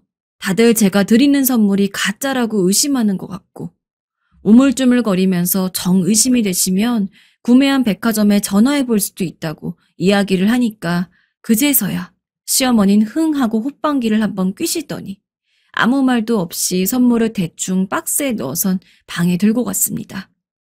그날 집에 돌아와서 얼마나 울었는지 너무 서럽더라고요.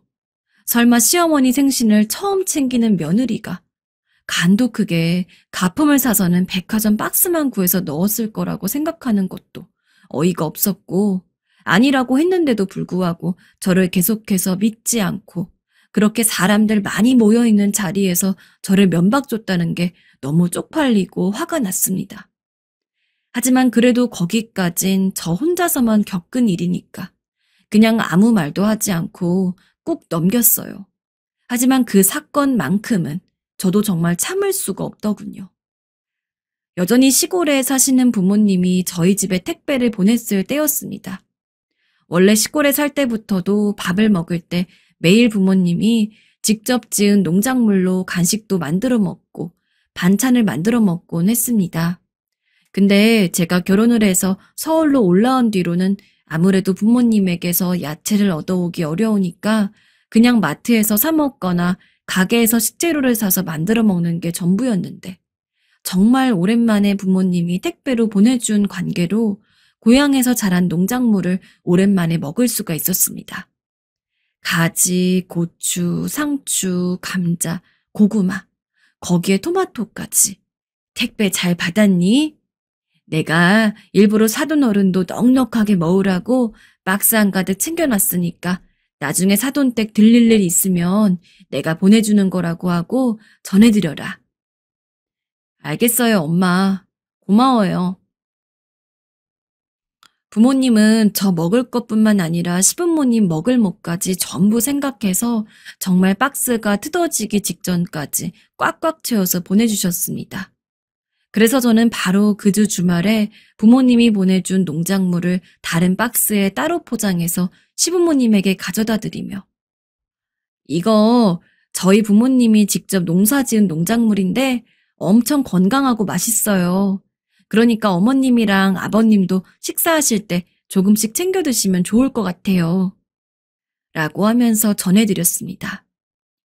시부모님은 딱히 달갑지 않은 눈으로 보긴 했지만 그래도 별말 없이 저에게 야채를 받아서 알겠다고 하길래 저는 당연히 두 분이 저희 부모님이 보내준 농작물을 조금씩이나마 드시고 있을 거라고 생각을 했습니다.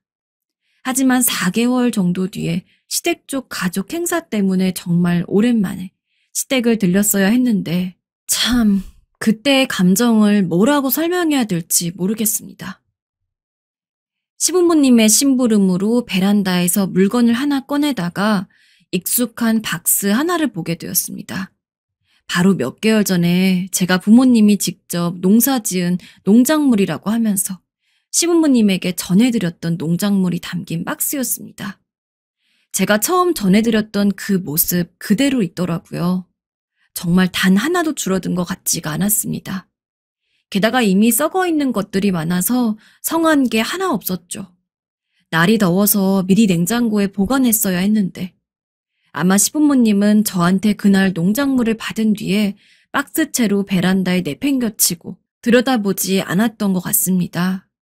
순간 너무 멍해서 한참 동안 썩은 농작물들만 멍하니 바라보다가 다시 거실에 나왔는데 그날 시댁에 있는 내내 대화에 집중을 할 수가 없었습니다. 조금만 틈이 나면 썩어있던 부모님의 정성이 기억이 나서요. 부모님은 저 결혼할 때 본인들이 해주는 게 없다고 너무 미안해하셨습니다.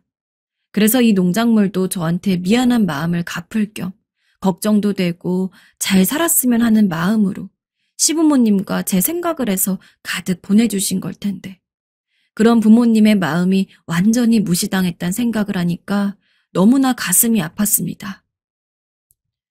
여보, 아까 어머님 아버님 댁 갔을 때 우리 부모님이 키워서 준 농작물이 베란다 한켠에서 그냥 썩어 있더라.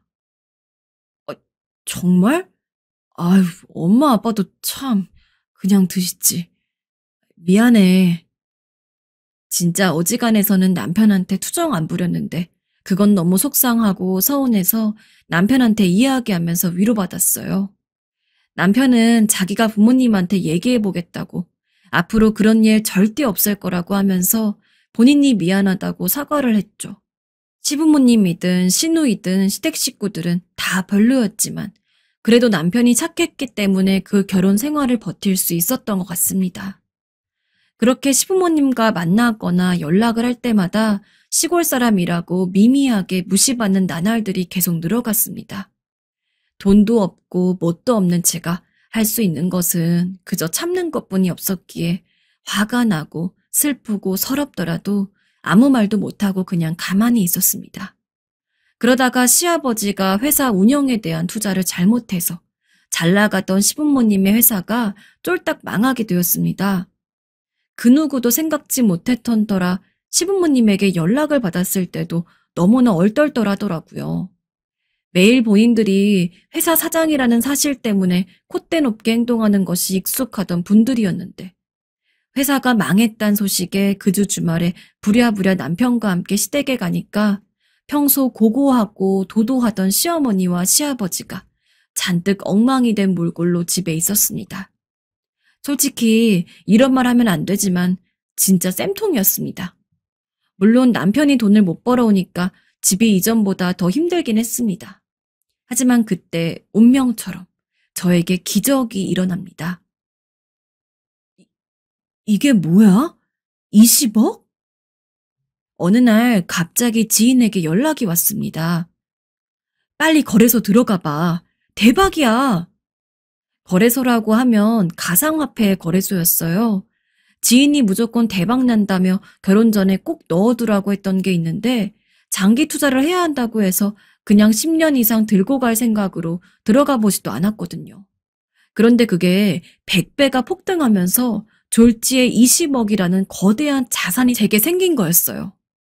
평생 꿈꿔보지도 못한 큰 돈을 통장 안에 쥐고 있으니 이게 꿈인지 생신지 얼떨떨했습니다. 돈 걱정 한 번 안 하고 사셨던 시부모님이 한 푼 한 푼을 아쉬워하며 힘들어하는 모습을 보고 있으니 더욱더 제가 가지고 있는 이 큰 돈이 믿기지가 않았습니다. 하지만 매일같이 들여다봐도 변하지 않는 돈에 저는 이제 제가 정말 부자가 됐다는 걸 깨달았습니다. 그 일이 있고 난 후 저에게 가상화폐를 추천해줬던 지인을 불러서 밥을 거하게 사고 3박 4일 동안 엄청 큰 호텔 스위트룸을 예약해주며 감사의 마음을 표현했어요. 그 지인이 아니었다면 저는 평생 가난하게 살아야 했을 테니까요. 그리고 돈이 없어 정말 말 그대로 길거리에 나앉게 생긴 시댁 식구들 모습을 홀로 비웃었습니다. 하지만 시댁 식구들이 저한테 친절하지 못했을지언정 남편만큼은 제 편이 되어주었기에 정말 선심 써서 남편 생각해가지고 1억을 줬어요. 물론 그냥 남편한테 준 거 아니었습니다. 살고 있던 집도 경매로 빼앗기기 직전에 놓여있던 시댁에 방문해선 1억이 담긴 돈뭉치를 시부모님 앞에 던졌죠. 솔직히 회사 망한 거 정말 당해도 싸다고 생각하고 그동안 저한테 못되게 군 거 생각하면 1억은커녕 1원도 주기 아까운데 오로지 남편 하나 보고서 선심 쓰는 거니까 고맙게 여기세요. 남편 아니었으면 정말 땡전 한 푼도 줄 일 없었으니까. 근데 제가 건네준 1억을 받으시고 시부모님의 태도가 한순간에 확 바뀌었습니다. 그렇게 콧대 높고 저 시골 사람이라고 무시하고 모욕하고 저희 부모님도 제대로 대접 안 해주던 사람들이 갑자기 저한테 굽신거리더라고요. 평소에 연락 한 번 없던 시어머니는 틈만 나면 제게 전화를 해서는 혹시 어디 불편한 건 없니? 라며 생전 한 번 들어보지도 못한 착한 목소리로 제 안부를 물었고 시누이도 시어머니처럼 저에게 전화를 해서는 그냥 잘 지내고 있는지도 궁금하고 그것도 그건데 제가 요새 사업 하나를 차려볼까 하고 있어서요. 근데 돈이 부족해서 라며 은근슬쩍 저에게 돈을 빌리기도 원했습니다. 기분 정말 짜릿했습니다. 특히 시어머니 옆에서 매일 밉살거리는 표정으로 똑같이 저를 무시했던 시누인 돈 빌려줄 테니 제 말 잘 들으라고 이야기를 하면서 거의 한 달간을 부려먹었습니다. 하는 거 보고 돈 빌려주지 말지 생각해 볼게요. 그 뒤로 저는 시도 때도 없이 시누이한테 전화해서 과자가 먹고 싶다, 음료수가 마시고 싶다 라고 하면서 그냥 제가 밖으로 나가서 가게 다녀오면 될 법한 잔심부름들을 전부 시누이를 시켰습니다. 저희 집이랑 시누이 집이랑 차로 30분 정도 걸리는 거리였는데 덕분에 시누이는 과자 한두 봉지, 음료수 한두 병을 사서는 30분 거리에 있는 저희 집으로 매일같이 들락날락 거려서 했어요. 평소 같았으면 제가 그런 짓을 시킬 생각조차 못했겠지만 설사 시켰다고 하더라도 길이길이 날뛰면서 지금 미쳤느냐?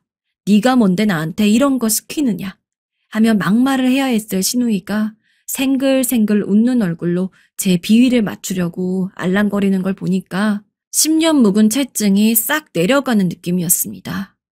이래서 사람들이 돈이 있어 행복하다고 하는 건가 싶었죠. 당연히 제가 그동안 당한 것들이 있는데 겨우 이런 잔심부름 몇 번으로 화를 풀지 않았습니다. 일부러 평소에는 찾아가지도 않던 시누이 집을 연락도 없이 찾아가서는 마구마구 초인종을 눌렀어요.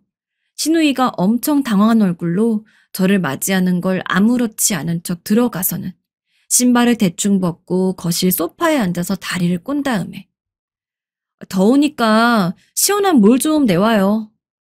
라면서 시누이를 부려먹었습니다. 시누이가 가져온 물을 마신 다음에는 여기까지 오느라 다리가 아픈데 제가 허리가 아파서 못 주무르겠어요. 여기 좀 주물러 줄래요? 라고 안마까지 시켰죠. 제가 무슨 일을 시켜도 군말 않고 열심히 하는 시누이. 꼭 무슨 가정부가 하나 생긴 기분이었습니다. 분명 속으로는 이를 으득으득 갈고 있겠지만 본인이 돈이 없고 저한테 한 푼이 더 아쉬운 상황이었으니 아무리 성질이 나더라도 저한테 아무런 말도 하지 못하겠죠. 시누이 집에 가서 거의 무슨 왕처럼 대접을 받는데 그 짧은 시간이 영원처럼 느껴질 정도로 너무 행복했습니다. 게다가 시누이한테 5만 원짜리 2장을 휙 던지면서 오늘 갈비찜 먹고 싶으니까 요 앞에서 재료 사가지고 나 갈비찜 좀 만들어줘요. 남은 돈은 가지고. 라면서 정말 치욕스러운 심부름까지 시켰습니다. 그리고 그날 저녁에 시누이가 만든 갈비찜으로 밥 2그릇을 뚝딱 해치운 다음에 집에 돌아왔죠. 남편은 제가 시누이한테 어떤 짓을 시키는지 어렴풋이 알고 있는 느낌이었습니다. 아마 시누이가 제가 간 뒤에 남편한테 하소연이라도 하지 않았을까요? 오빠 아내 좀 말려보라면서. 하지만 남편도 제가 당한 걸 알고 있고 저한테 뭐라 할 수 없는 상황인 걸 알다 보니까 눈치만 보면서 아무 말도 못하고 있는 게 빤히 드러났습니다. 남편은 착했던지라 저한텐 아무리 거지 같아도 남편의 가족인 이상 미안한 마음이 아주 조금 들긴 했어요. 하지만 그냥 넘기기에는 제가 그동안 무시를 당했던 것들이 너무 많았죠. 저에 대한 무시는 물론 저희 부모님에 대한 무시도 있었으니까요. 그래도 아무것도 안 주면서 부려먹기만 하진 않았습니다. 시댁에도 월 200씩 용돈을 줬고 시누이는 일을 하고 있는 사람이었기에 가끔씩 100만 원 정도 주면서 살림에 보태쓰라고 하고 있었어요. 덕분에 시어머니랑 시아버지는 제가 올 때마다 언제나 상전처럼 저를 모시려고 했죠. 그동안은 시댁에 가면 제가 설거지도 해야 하고 빨래도 해야 하고 거의 시댁에 밀린 집안일을 제가 몰아서 다 하는 느낌이었는데 시댁이 쫄딱 망하고 제가 부자가 되니 그 후부터는 저는 시댁에 갈 때마다 정말 손 하나 까딱 안 하고 거실에 앉아서 TV만 봤습니다. 그리고 가끔 가다가 필요한 게 있으면 어머님, 저 사과 좀 깎아주세요. 배고픈데 혹시 해물탕 만들어주실 수 있어요? 어머님이 해주신 해물탕 먹고 싶어요. 돈은 제가 드릴게요. 라면서 마치 시누이를 부려먹듯 시어머니랑 시아버지도 부려먹었습니다. 그동안 매일 제가 차린 밥상만 얻어먹을 줄 알았던 시부모님이 오로지 저를 위한 밥상을 차려주는데 정말 이게 행복이구나 싶더라고요. 마음 같아서는 한평생 그렇게 시부모님과 시누이를 제 아래에서 부리면서 살고 싶었습니다. 그리고 더 이상 시골 사람이라고 저희 부모님을 무시하지 않게 만들기 위해 부모님한테 명품 브랜드 옷과 가방을 잔뜩 선물해서는 꼭 그걸 입고 서울에 올라와 달라고 부탁했어요. 시댁에서 엄마랑 아빠한테 식사 좀 대접하고 싶대요. 경매로 넘어간 집 때문에 훨씬 더 허름한 집에 살고 있었던 시부모님은 그날 거의 몸종 아닌 몸종이 되어서 비싼 옷으로 도배를 한 저희 부모님 식사를 차려줘야 했습니다. 저희 부모님은 조금 얼떨떨한 모습이었지만 그걸 보고 있는 저는 드디어 부모님에 대한 복수를 했다는 생각에 싱글벙글한 얼굴로 시댁에서 대접을 받았어요. 하지만 그날 집에 갔는데 그 착한 남편이 시부모님한테 그 소식을 들었는지 저한테 이 정도면 우리 가족 부려먹는 거 충분하지 않아? 이제 그만 좀 해. 라면서 화를 냈습니다. 솔직히 어이가 없더라고요. 제가 당한 거 모르는 사람도 아닌데 자기 가족이 저한테 똑같은 짓 당했다고 이렇게까지 화를 낸다니. 게다가 지금 남편은 물론이고 시부모님도 제 돈으로 먹고 사는 중이었습니다. 제가 가상화폐 대박 터져서 부자 되지 않았으면 정말 길거리로 바로 쫓겨나서 피죽도 못 얻어먹고 살았을 사람인데 기껏 당한 것들이 있어도 그래도 결혼한 사람에 대한 기본적인 도리는 하겠답시고 매달 꼬박꼬박 돈을 챙겨준 거는 생각도 안 하고 어차피 당신도 내 돈으로 먹고 살고 있는 거 잊었어? 그리고 알잖아. 당신 부모님이랑 당신 동생이 나를 얼마나 괴롭혔는지. 이제 와서 그것 좀 갚아주겠다는데 당신 가족 건드리는 것 같아서 그렇게 화가 나? 다른 땐 몰라도 지금 땡전 한 푼 제대로 못 벌어오면서 내 돈으로 먹고 살고 있으면 조용히 있기나 해야지. 참기 싫으면 이혼해. 나는 당신이랑 헤어져도 손해볼 거 하나도 없으니까. 뭐가 어쩌고 저째? 그래, 이혼하자. 해! 남편이 짐을 대충 꾸려서 들고는 문을 쾅 닫고 나왔지만 저는 신경도 쓰지 않았습니다. 오히려 집 비밀번호를 바꾸고 남편이든 시누이든 시부모님이든 아무도 못 들어오게 만들어준 뒤 혼자서 잘 먹고 잘 살았죠. 그리고 딱 며칠 뒤 내심 예상했던 대로 시어머니랑 시누이가 저희 집 앞에서 문을 쾅쾅 두드리더라고요. 제발 이혼만은 하지 말아주렴. 응? 이혼만은 안 돼. 아마 남편이 저랑 이혼을 한다고 얘기를 한 모양이었고 아직 저한테 돈을 빌려야 하는 시누이와 당장 제가 없으면 먹고 살 길 자체가 요원해지는 시부모님이 애가 탔는지 저희 집까지 와서 이혼하지 말라고 하고 있는 것이었습니다. 진짜 깨소금 맛이었어요. 집에 있으면서 일부러 밖에서 좀 더 고생하라고 문도 안 열어줬습니다. 그 상태로 방에서 TV를 보고 있는데 문자로도 남편이 구구절절 메시지를 보냈습니다. 여보, 내가 정말 잘못했어. 그때는 내가 잠시 머리가 어떻게 됐나 봐. 당신 말대로 당신이 우리 가족 때문에 힘들었던 것도 있었는데 왜 내가 그걸 생각하지 못했을까? 한 번만 용서해주면 안 돼?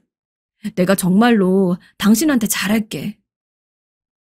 일단 아직 이혼은 안 했고 하는 꼴 보고 어떻게 할지 결정한다고 해둔 상황이에요. 그리고 저는 지금 친정 부모님 집 지어드리려고 알아보고 있습니다.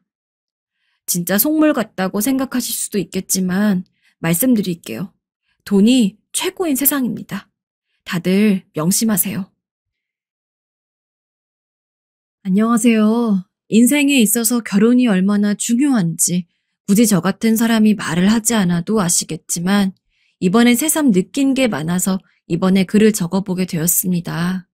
이런 감정을 잊고 싶지 않아서 쓰게 되었는데 저만 이렇게 울컥한 감정을 안고 다들 살아가시는 건지 궁금합니다.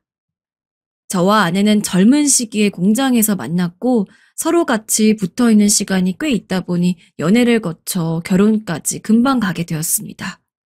오래 만난 것은 아니었지만 아내의 느낌은 처음부터 연애하는 내내 계속 좋았기 때문에 꼭 이런 여자랑 결혼해서 일찍 자리를 잡고 싶다는 생각을 했어요. 아내는 주변에서 봐도 다들 예쁘다고 할 만큼 수려한 외모였고 저와 연애를 한다고 했을 때 그리고 결혼 이야기 나올 때에도 주변에서 아쉬워하는 시선들이 많았어요. 그런데다가 만나는 내내 짜증 한 번 낸 적 없고 늘 수더분하게 제 이야기를 들어주면서 편안하게 해주는 사람이었어요. 사실 부끄러운 이야기지만 저는 의욕만 있었지 딱히 능력도 없는 상태였고 그럼에도 저를 믿고 자금도 준비해온 아내를 보면 여러모로 면목이 없습니다. 저는 양가 부모님도 안 계신 상태였고 중간에 저를 맡아주신 친척 어르신만 계셨기에 도무지 결혼 자금에 대한 말을 꺼낼 수도 없었습니다.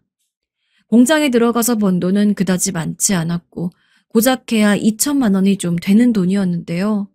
아무리 시간이 오래전이라고 하지만 누가 봐도 한 남자가 집을 사고 꾸려나가기엔 부족한 돈이었어요. 아내는 본인의 여동생이 먼저 결혼을 하는 것을 보더니 이제는 결혼을 하고 싶다고 말을 해오더군요. 그러다 보니 저도 마음이 조급해졌고 이러다 아내를 누군가에게 뺏기는 것이 아닐까 싶어서 결국 솔직하게 말했어요. 아내의 반응을 한편으로 두려워하면서요. 저기 수진아, 나는 지금 수중에 2천만 원이 전부야.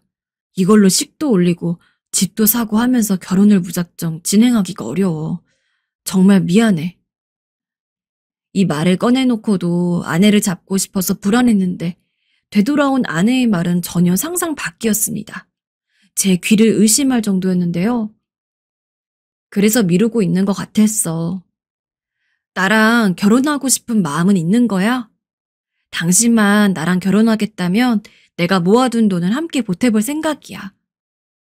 얼떨떨하게 아내만 쳐다보고 있는 저에게 생각지도 못한 말을 계속해서 아내는 이어갔습니다.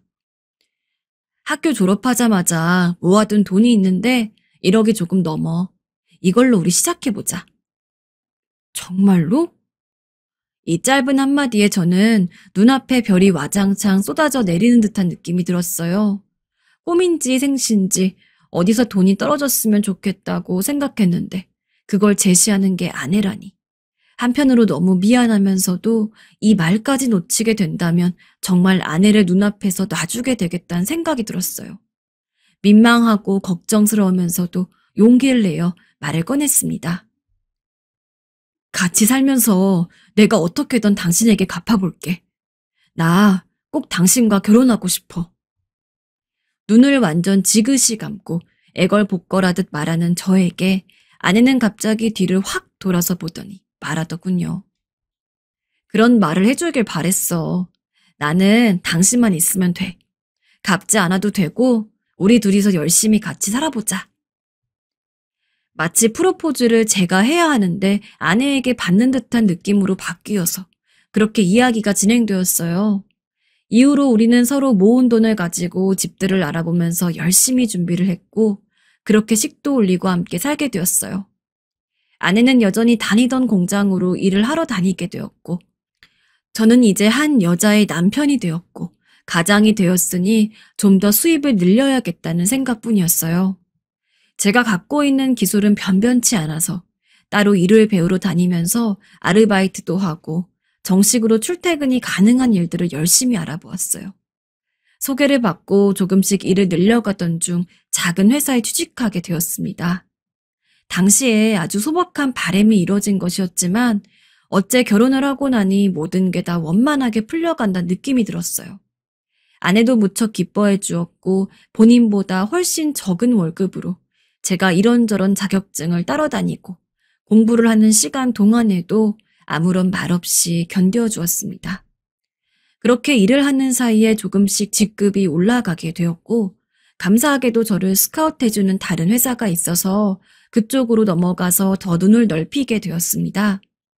그렇게 급여가 조금씩 늘어가고 아내와 저 모두 약간의 여유를 누리려던 중에 매우 축복 같은 소식이었으나 한편으론 살짝 부담이 되는 일이 일어나게 되었는데요. 당연히 경사이고 너무 좋은데도 불구하고 우리는 마냥 기뻐할 수만은 없었어요. 힘들게 시작한 일에 이제 조금만 더 돈을 모아볼까 했는데 아내가 임신을 하게 되었고 오래도록 다녔던 직장을 그만둬야 했기 때문이에요. 그렇게 아내는 집에서 쉬면서 시간을 보냈고 저는 본격적으로 외벌이가 되면서 더 많은 수입을 올리기 위해서 더 바쁘게 지내야 했어요. 생각해보면 이때 아내한테 참 미안한 것이 쌍둥이를 품은 몸으로 제대로 움직이지도 못하고 힘든데 저는 저대로 돈을 벌어야 하니 출장이며 야근이며 너무 바빴어요. 그렇기에 저는 더더욱 시시때때로 아내에게 전화를 걸어서 외롭지 않게 해주려고 했고 먹고 싶다는 것이 있으면 바로바로 사가곤 했습니다. 미안해 여보. 혼자 힘들지. 내가 너 도와줘야 되는데 나도 돈 버느라 여력이 없네. 아니야, 괜찮아. 나만 힘든가? 당신도 힘든데. 그리고 그런 때에도 아내는 늘 자기는 괜찮다며 저를 안심시켜주려 애썼고요. 그렇게 우리의 아기는 태어나게 되었고 정말 천사같이 사랑스러운 남녀 쌍둥이를 만나게 되었습니다. 계속해서 저는 직장에서 어떻게든 올라가기 위해서 바득바득 일을 가며 공부를 하고 밤에는 대리운전을 했습니다. 아기들 크는 걸 볼 시간이 별로 없어서 그게 너무 아쉽기도 했지만 외벌이 300으로 살아가는 저에게 있어서 아직 집 대출도 많이 남아있고 아기들 분유값이나 이것저것 되는 것이 버거웠기 때문이에요. 아내도 저의 이런 상태를 알았던지 출산 후 다소 몸이 좋지 않아서 힘들었음에도 불구하고 매일같이 아침을 차려주고 수시로 아기들 동영상과 사진을 보내오면서 저를 응원해 주었어요. 몸은 천근만근 지쳤지만 이렇게 내가 이룬 가정이 계속해서 움직이고 있다는 것이 뿌듯한 마음도 있었어요. 그렇게 계속 이어졌으면 좋았겠지만 팽팽했던 고무줄이 늘어지듯 어디선가 한계점이 조금씩 느껴지는 것을 느끼게 되었습니다. 이때부터 어두움이 드리우기 시작했던 것 같아요. 아무래도 회사를 다니고 밤에는 대리운전을 하는 날이 쉬지 않고 이어지다 보니 점점 몸이 축나는 게 느껴지더라고요. 갑자기 빈혈이 심해져서 잠깐 주저앉아 있다가 아무래도 너무 힘들어서 병원에 가보았더니 건강이 무척 나쁘다며 휴식을 취해야 한다는 것입니다. 아기들은 한창 어리고 아내도 같이 일할 상황도 안 되는데 외벌이인 제가 이렇게 주저앉아서 쉬고 있을 순 없었습니다. 이런 상황으로 한탄을 하고 있는데 옆에서 동료의 한마디를 들으니 왠지 귀에 솔깃하더군요. 경민 씨 같은 경우는 이제 다른 일을 찾아야 되지 않을까? 애들 더 크면 돈도 더 많이 들 텐데 말이야. 똑같은 돈을 벌기 위해 몸을 써야 하는 시간을 줄이는 수밖에 없어. 월급쟁이들은 평생 남의 돈 벌어다 주지만 자기 사업을 하면 처음에는 힘들어도 나중에 경제적으로도 자유가 생기더라고. 시간도 생기니 애들 크는 것도 볼 수 있고 말이야. 물론 노력은 많이 해야 될 거야. 얼핏 보면 뜬구름 잡는 이야기 같으면서도 사실 저에게 있어 가장 현실적이고 필요한 조언이라고 생각되더군요. 배운 것 없이 대강 공장에서 기계적인 일만 하던 제가 아내를 만나고 책임감을 갖고 분발해서 그 회사까지 다니게 된 것은 가히 대단한 성장이기도 했어요. 적어도 제 자신에게 있어서는 어느 정도 눈부신 성장이라고 보여지기 때문에 조금은 자신감을 갖고 뭔가를 시작해야겠다는 생각이 들었습니다. 그래서 저도 회사를 다니면서 주변에 상담도 구하고 이런 부분을 아내에게 털어놓았어요. 한창 바쁘게 일해야 될 때 사업을 갑자기 한다고 했기 때문에 아무리 아내라고 해도 조금은 반대하지 않을까 싶었어요. 당신 생각은 어때? 물론 위험 부담은 있겠지만 그래도 시작하기에 나쁘지 않을까? 당신이 그렇게 하고 싶다면 해야지. 난 찬성이야. 아내는 그저 완전히 저의 모든 것을 지지하겠다는 반응이라서 정말 몸둘 바를 모를 정도로 벅차오르더군요. 그러면서도 한편으로 반드시 성공시키고 말겠다는 생각이 들어 어쩌면 대리운전을 뛰던 때보다 훨씬 더 갈급하게 사업을 트기 위해 움직였습니다. 한창 해외여행이 붐이고 옆 동네를 가듯 누구나 계획을 하던 때라 이때 활용할 수 있는 사업 아이템을 둘러보게 되었고 그 틈새 시장에 합류해서 저도 어렵게 인터넷 쇼핑몰을 차리게 되었는데요.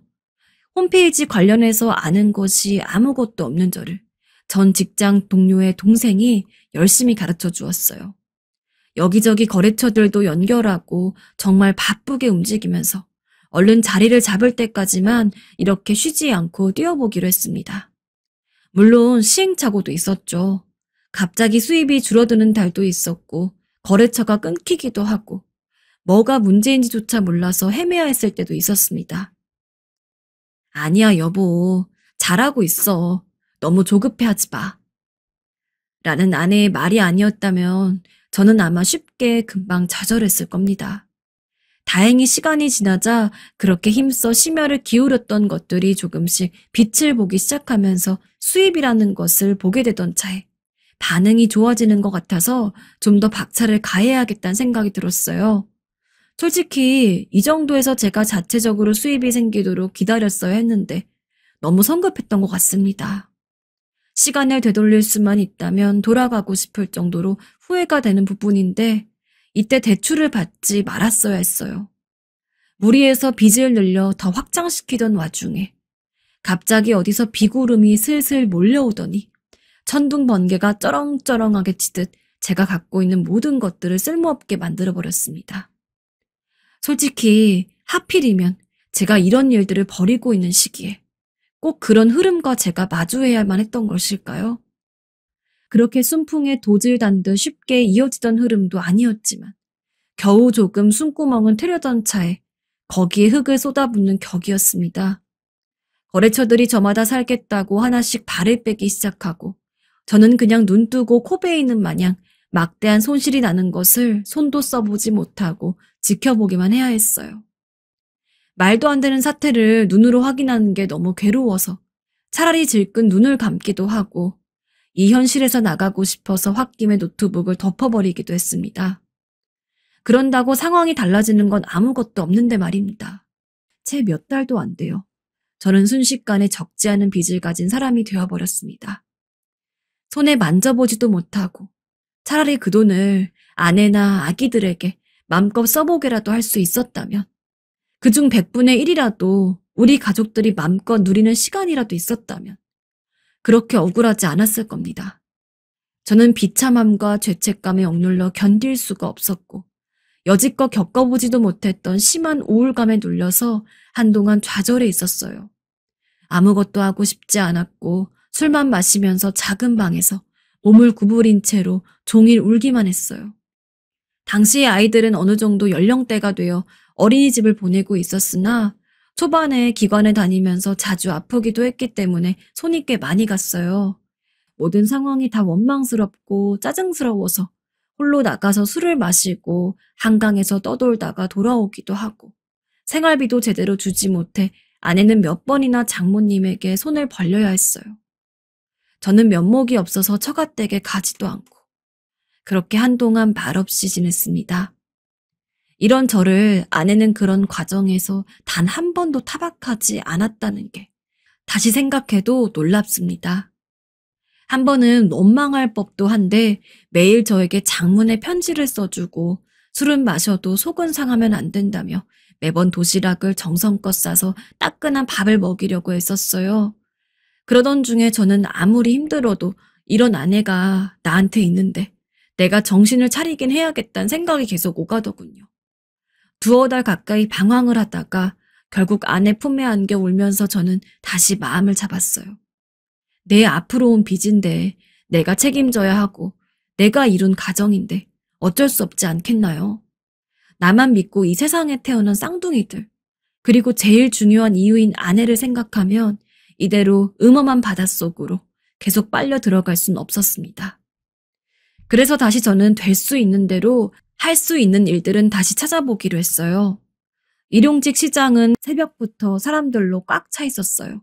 다들 삶이 절실하고 어떻게든 돈을 벌어야겠다는 생각에 눈이 충혈되어 있었어요. 다들 사정은 달라도 저마다 처자식을 먹여 살려야 하니 웬만한 각오는 안 될 테고요. 일하길 바라는 사람들은 넘쳐나니 경쟁률도 상당했고 다들 날카로웠지만 그래도 저는 일을 몇 가지 잡아내서 꾸준히 다녔고 그만두었던 대리운전도 다시 연결해서 가리지 않고 하게 되었습니다. 몸이 나만하질 않았으나 열심히 뒤에서 지지해주는 아내도 있었고 아주 조금씩이라도 빚을 상환하고 생활비를 보탤 순 있게 되었으니 조금은 살 것 같더군요. 그렇게 열심히 일을 하고 있는데 어느 날 제 앞에 또다시 이해할 수 없는 일이 일어나고 말았습니다. 왜 한 가지가 안정이 되려고 하면 다른 것이 고개를 드는 건지, 그리고 하필이면 내가 제일 살면서 경험하고 싶지 않았던, 상상도 못 해봤던 최악의 상황 속으로 들어가게 되는 걸까요? 저의 모든 희망이자 빛인 아내가 어느 날인가부터 조금 이상해졌다는 것이 핵심입니다. 앞에서도 언급을 했지만 제 아내는 한 번도 저를 이런 부분으로 신경 쓰게 한 적이 없고 언제나 저를 지지해주던 천사 같은 사람이었는데 묘하게 행방을 알 수 없는 부분들이 자꾸 발생하는 것이었습니다. 그날은 비가 무척 많이 와서 제가 일용직 일을 중간에 그만해야 했고 갑자기 뭔가 메꿀 수도 없어서 그냥 집으로 돌아왔어요. 어린이집을 일주일에 한두 번씩은 보내던 때라서 당연히 그날도 애기들은 어린이집을 갔고 아내는 집에 당연히 있을 터인데 아무리 주변을 둘러봐도 없는 것입니다. 그날은 그냥 그런가 보다 했어요. 그런데 며칠 지나 몸이 안 좋아 다시 오전 중에 집에 들어왔는데 여전히 아내가 그 시간에 집에 없었습니다. 누구라도 만나러 갔겠거니 했는데 좀 자고 일어나니까 아내가 돌아왔더군요. 당신 어디 갔었어? 아, 언제 왔어? 저기 나 진주네 잠깐 다녀왔어. 당신도 알잖아. 조리원 때 친구. 별 생각 없이 돌아서려던 차에 저 진주라는 친구가 둘째를 임신해서 지방에 있는 친정으로 간다던 게 생각났어요. 아주 간절히 원하다가 생겼다고 들었고 지나가다 얼핏 들었지만 기억은 나더라고요. 아, 진주씨 친정으로 들어간 거 아니었어? 어? 친정? 아, 잠깐 저기 짐 가지러 왔나 봐. 짐? 이사 간다고 한 지 꽤 됐잖아. 무슨 짐이 아직도 있어? 평범한 대화 같은데 아내는 왠지 모르게 안절부절 못하고 답을 하면 할수록 자꾸 의문점만 남기는 상황으로 말이 돌더군요. 이해가 좀 안 갔지만 저도 피곤했기 때문에 그냥 좀 더 잤어요. 그런데 이후로 점점 확진자 숫자도 늘고 왔다 갔다 하다 보니 일용직도 불안해지고 대리운전 비율을 늘리기도 힘든 상황이라 저는 오전에 다시 집으로 터덜터덜 돌아가게 될 때가 있었어요. 허나 그때마다 집에 아내가 없는 것이었어요. 이상해서 전화를 했는데 아내의 반응은 더 일반적이지 않았어요. 뭐? 당신 왜 벌써 왔어? 일이 없어서 그냥 왔는데 애들은? 애들 엄마네 잠깐 맡겼어. 당신도 장모님 댁이야? 그럼 내가 애들 데리러 갈게. 그랬더니 아내가 크게 당황하면서 막는 게 아니겠어요? 아니야, 내가 이따 데리고 들어갈게. 나 잠깐 나와 있어. 어딘데? 아내는 도통 시원하게 말을 못하고 자꾸 떠듬떠듬 헤매더군요. 얼마 안 돼요 아내가 헐레벌떡 집으로 뛰어들어온 게 아니겠어요? 이날의 반응이 좀 황당하던 차에 아내의 모습이 평소 다르다는 것이 느껴져서 저도 모르게 한참을 뚫어져라 보았어요. 평소 맨 얼굴에 옷도 헐렁한 옷들만 입고 있던 아내가 화장을 제대로 하고 외출복 차림을 하고 있더군요. 아무래도 저런 상태로 장모님 댁에 갈 린 없는데 좀 신경이 쓰였습니다. 애들은 분명히 처가댁에 있다 온 게 맞긴 했지만 아내는 다른 곳에 가 있었던 것 같은 느낌이 들었고 수년간 살아오면서 늘상 수수한 모습을 하고 있던 아내가 저렇게 공들여 꾸민 모습을 보니까 조금은 낯설게 느껴졌어요. 요 얼마간의 일도 좀 시원스럽지 않았는데 좀 이상하다 싶어서 다시 묻게 되었어요. 오늘 당신 어디 다른 곳 갔었어? 애들 맡겨두고? 저기 아내는 본인이 봐도 너무 다른 차림을 하고 있다는 걸 알았는지 결국 말을 하는데 그조차도 썩 납득이 가지 않았어요. 혼자 잠깐 바람 쐬고 왔어. 좀 머리가 복잡해서. 바람을? 어디로? 그냥 요 앞에. 나 피곤해서 방에 좀 들어가 있을게. 제가 아는 아내는 외로움을 많이 타는 성격이라 늘상 어디를 가도 저나 장모님과 꼭 함께 다니려고 했고 결혼 후에 친구들을 만나는 것도 거의 본 적이 없어요. 솔직히 이런 생각까지 하고 싶진 않으나 너무 낯선 아내의 모습을 보니 무엇 하나 제대로 뜻을 밝히지 않는 것이 좀 불안하게 느껴지더군요. 그날 밤은 왠지 잠이 오지 않았고 그 다음 날도 혹시 몰라서 현장에 갔다가 서둘러 빨리 들어와 보니 역시나 아내는 없었습니다. 계속 고심하던 중 저는 한심하게도 그 다음날 아내의 뒤를 밟게 되었어요. 이런 짓을 하는 한심한 모습만은 되고 싶지 않았는데 여러모로 지치고 힘들던 중 아내에 관해서 개운치 않은 의심까지 하게 되니 진짜 살고 싶지 않더군요. 어찌되었건 그날 일을 나간 척하고 아내를 따라가게 되었는데요. 밖에서 몰래 살펴보니 주변을 둘러보며 나오는 아내의 모습 자체가 뭔가 떳떳해 보이지 않아서 가슴이 답답하더군요. 도대체 무슨 일인 걸까? 이대로 따라가서 정말 내가 뭔가를 보는 게 맞는 걸까? 만약 본다면 나는 맨정신에 살 수 있을까? 등을 생각하니 이쯤 그만둘까도 싶더군요. 그러나 이미 일은 저질러져 버렸고 뭐에 홀린 듯 저는 따라가고 있었어요. 화장을 완전히 제대로 하고 차려입은 아내는 그대로 주변을 둘러보더니 자전거를 타고 가는데 대체 어딜 가길래 저러고 가는지 숨이 갑갑해졌습니다. 조금씩 뛰어서 쫓아가던 중에 이 이상 자전거 속도가 붙으면 못 따라갈 것 같아서 포기하려는데 갑자기 멈추는 게 아니겠어요? 혹시 내가 따라오는 걸 눈치챈 줄 알고 얼마나 식은땀이 흐르던지 가뜩이나 마스크를 써서 속이 답답한데 억지로 숨을 들이삼키고 뒤에 숨었어요. 그런데 아내가 멈춘 곳은 어느 식당 앞이었습니다. 저도 오가면서 봤던 식당인데 그리로 들어가더니 하얀 포장 봉지를 들고 나오더군요. 그러더니 주인분이 따라 나와서 아내에게 뭔가를 말하고 아내는 다시 자전거를 타고 가는 게 아니겠어요? 이 상황이 다소 벙벙하게 느껴져서 차마 따라가진 못하고 멍하니 있는데 좀 지나서 아내가 다시 돌아왔어요. 그러더니 또 가게에 들어가서 하얀 봉지를 들고 나오더니 같은 행동을 반복하더군요. 1시간 안 되는 틈 사이 건너편에서 그걸 지켜보고 있던 저는 그제서야 이 모든 상황을 알게 되었습니다. 제가 생각하고 두려워했던 것과 달리 아내는 이 가게에서 오전 시간 내내 배달 아르바이트를 하고 있던 것이었어요. 그 사실을 인식하고 머릿속에서 퍼즐이 끼워지자마자 바닥에 저는 주저앉게 되었습니다. 그리고 다시 돌아와서 자전거를 세우는 아내를 보고 소리를 쳤어요. 다시 식당으로 들어가려던 아내는 저를 보고 너무나 놀라서 잠깐 굳더니 이내 빠르게 뛰어오더군요. 막상 아내 얼굴을 보니 아무 말도 나오지 않아서 그 자리에서 소리 죽여 울게 되었습니다. 나중엔 제어가 되지 않아 크게 울음소리가 터져나오니 지나가는 사람들도 쳐다보며 웅성거리고 아내도 너무 당황했는지 저를 구석으로 데려가더군요. 당신 왜 여기서 이런 일을 왜 말 안 했어? 그게 여보, 말하면 당신 속상할까 봐. 봐봐, 지금도 이러잖아. 아무리 그래도 그렇지. 남편인 나한테 말도 못해? 으이그, 울보, 울지 마. 도대체 아내는 왜 저 같은 남자를 만나서 이렇게 고생을 하는 건지.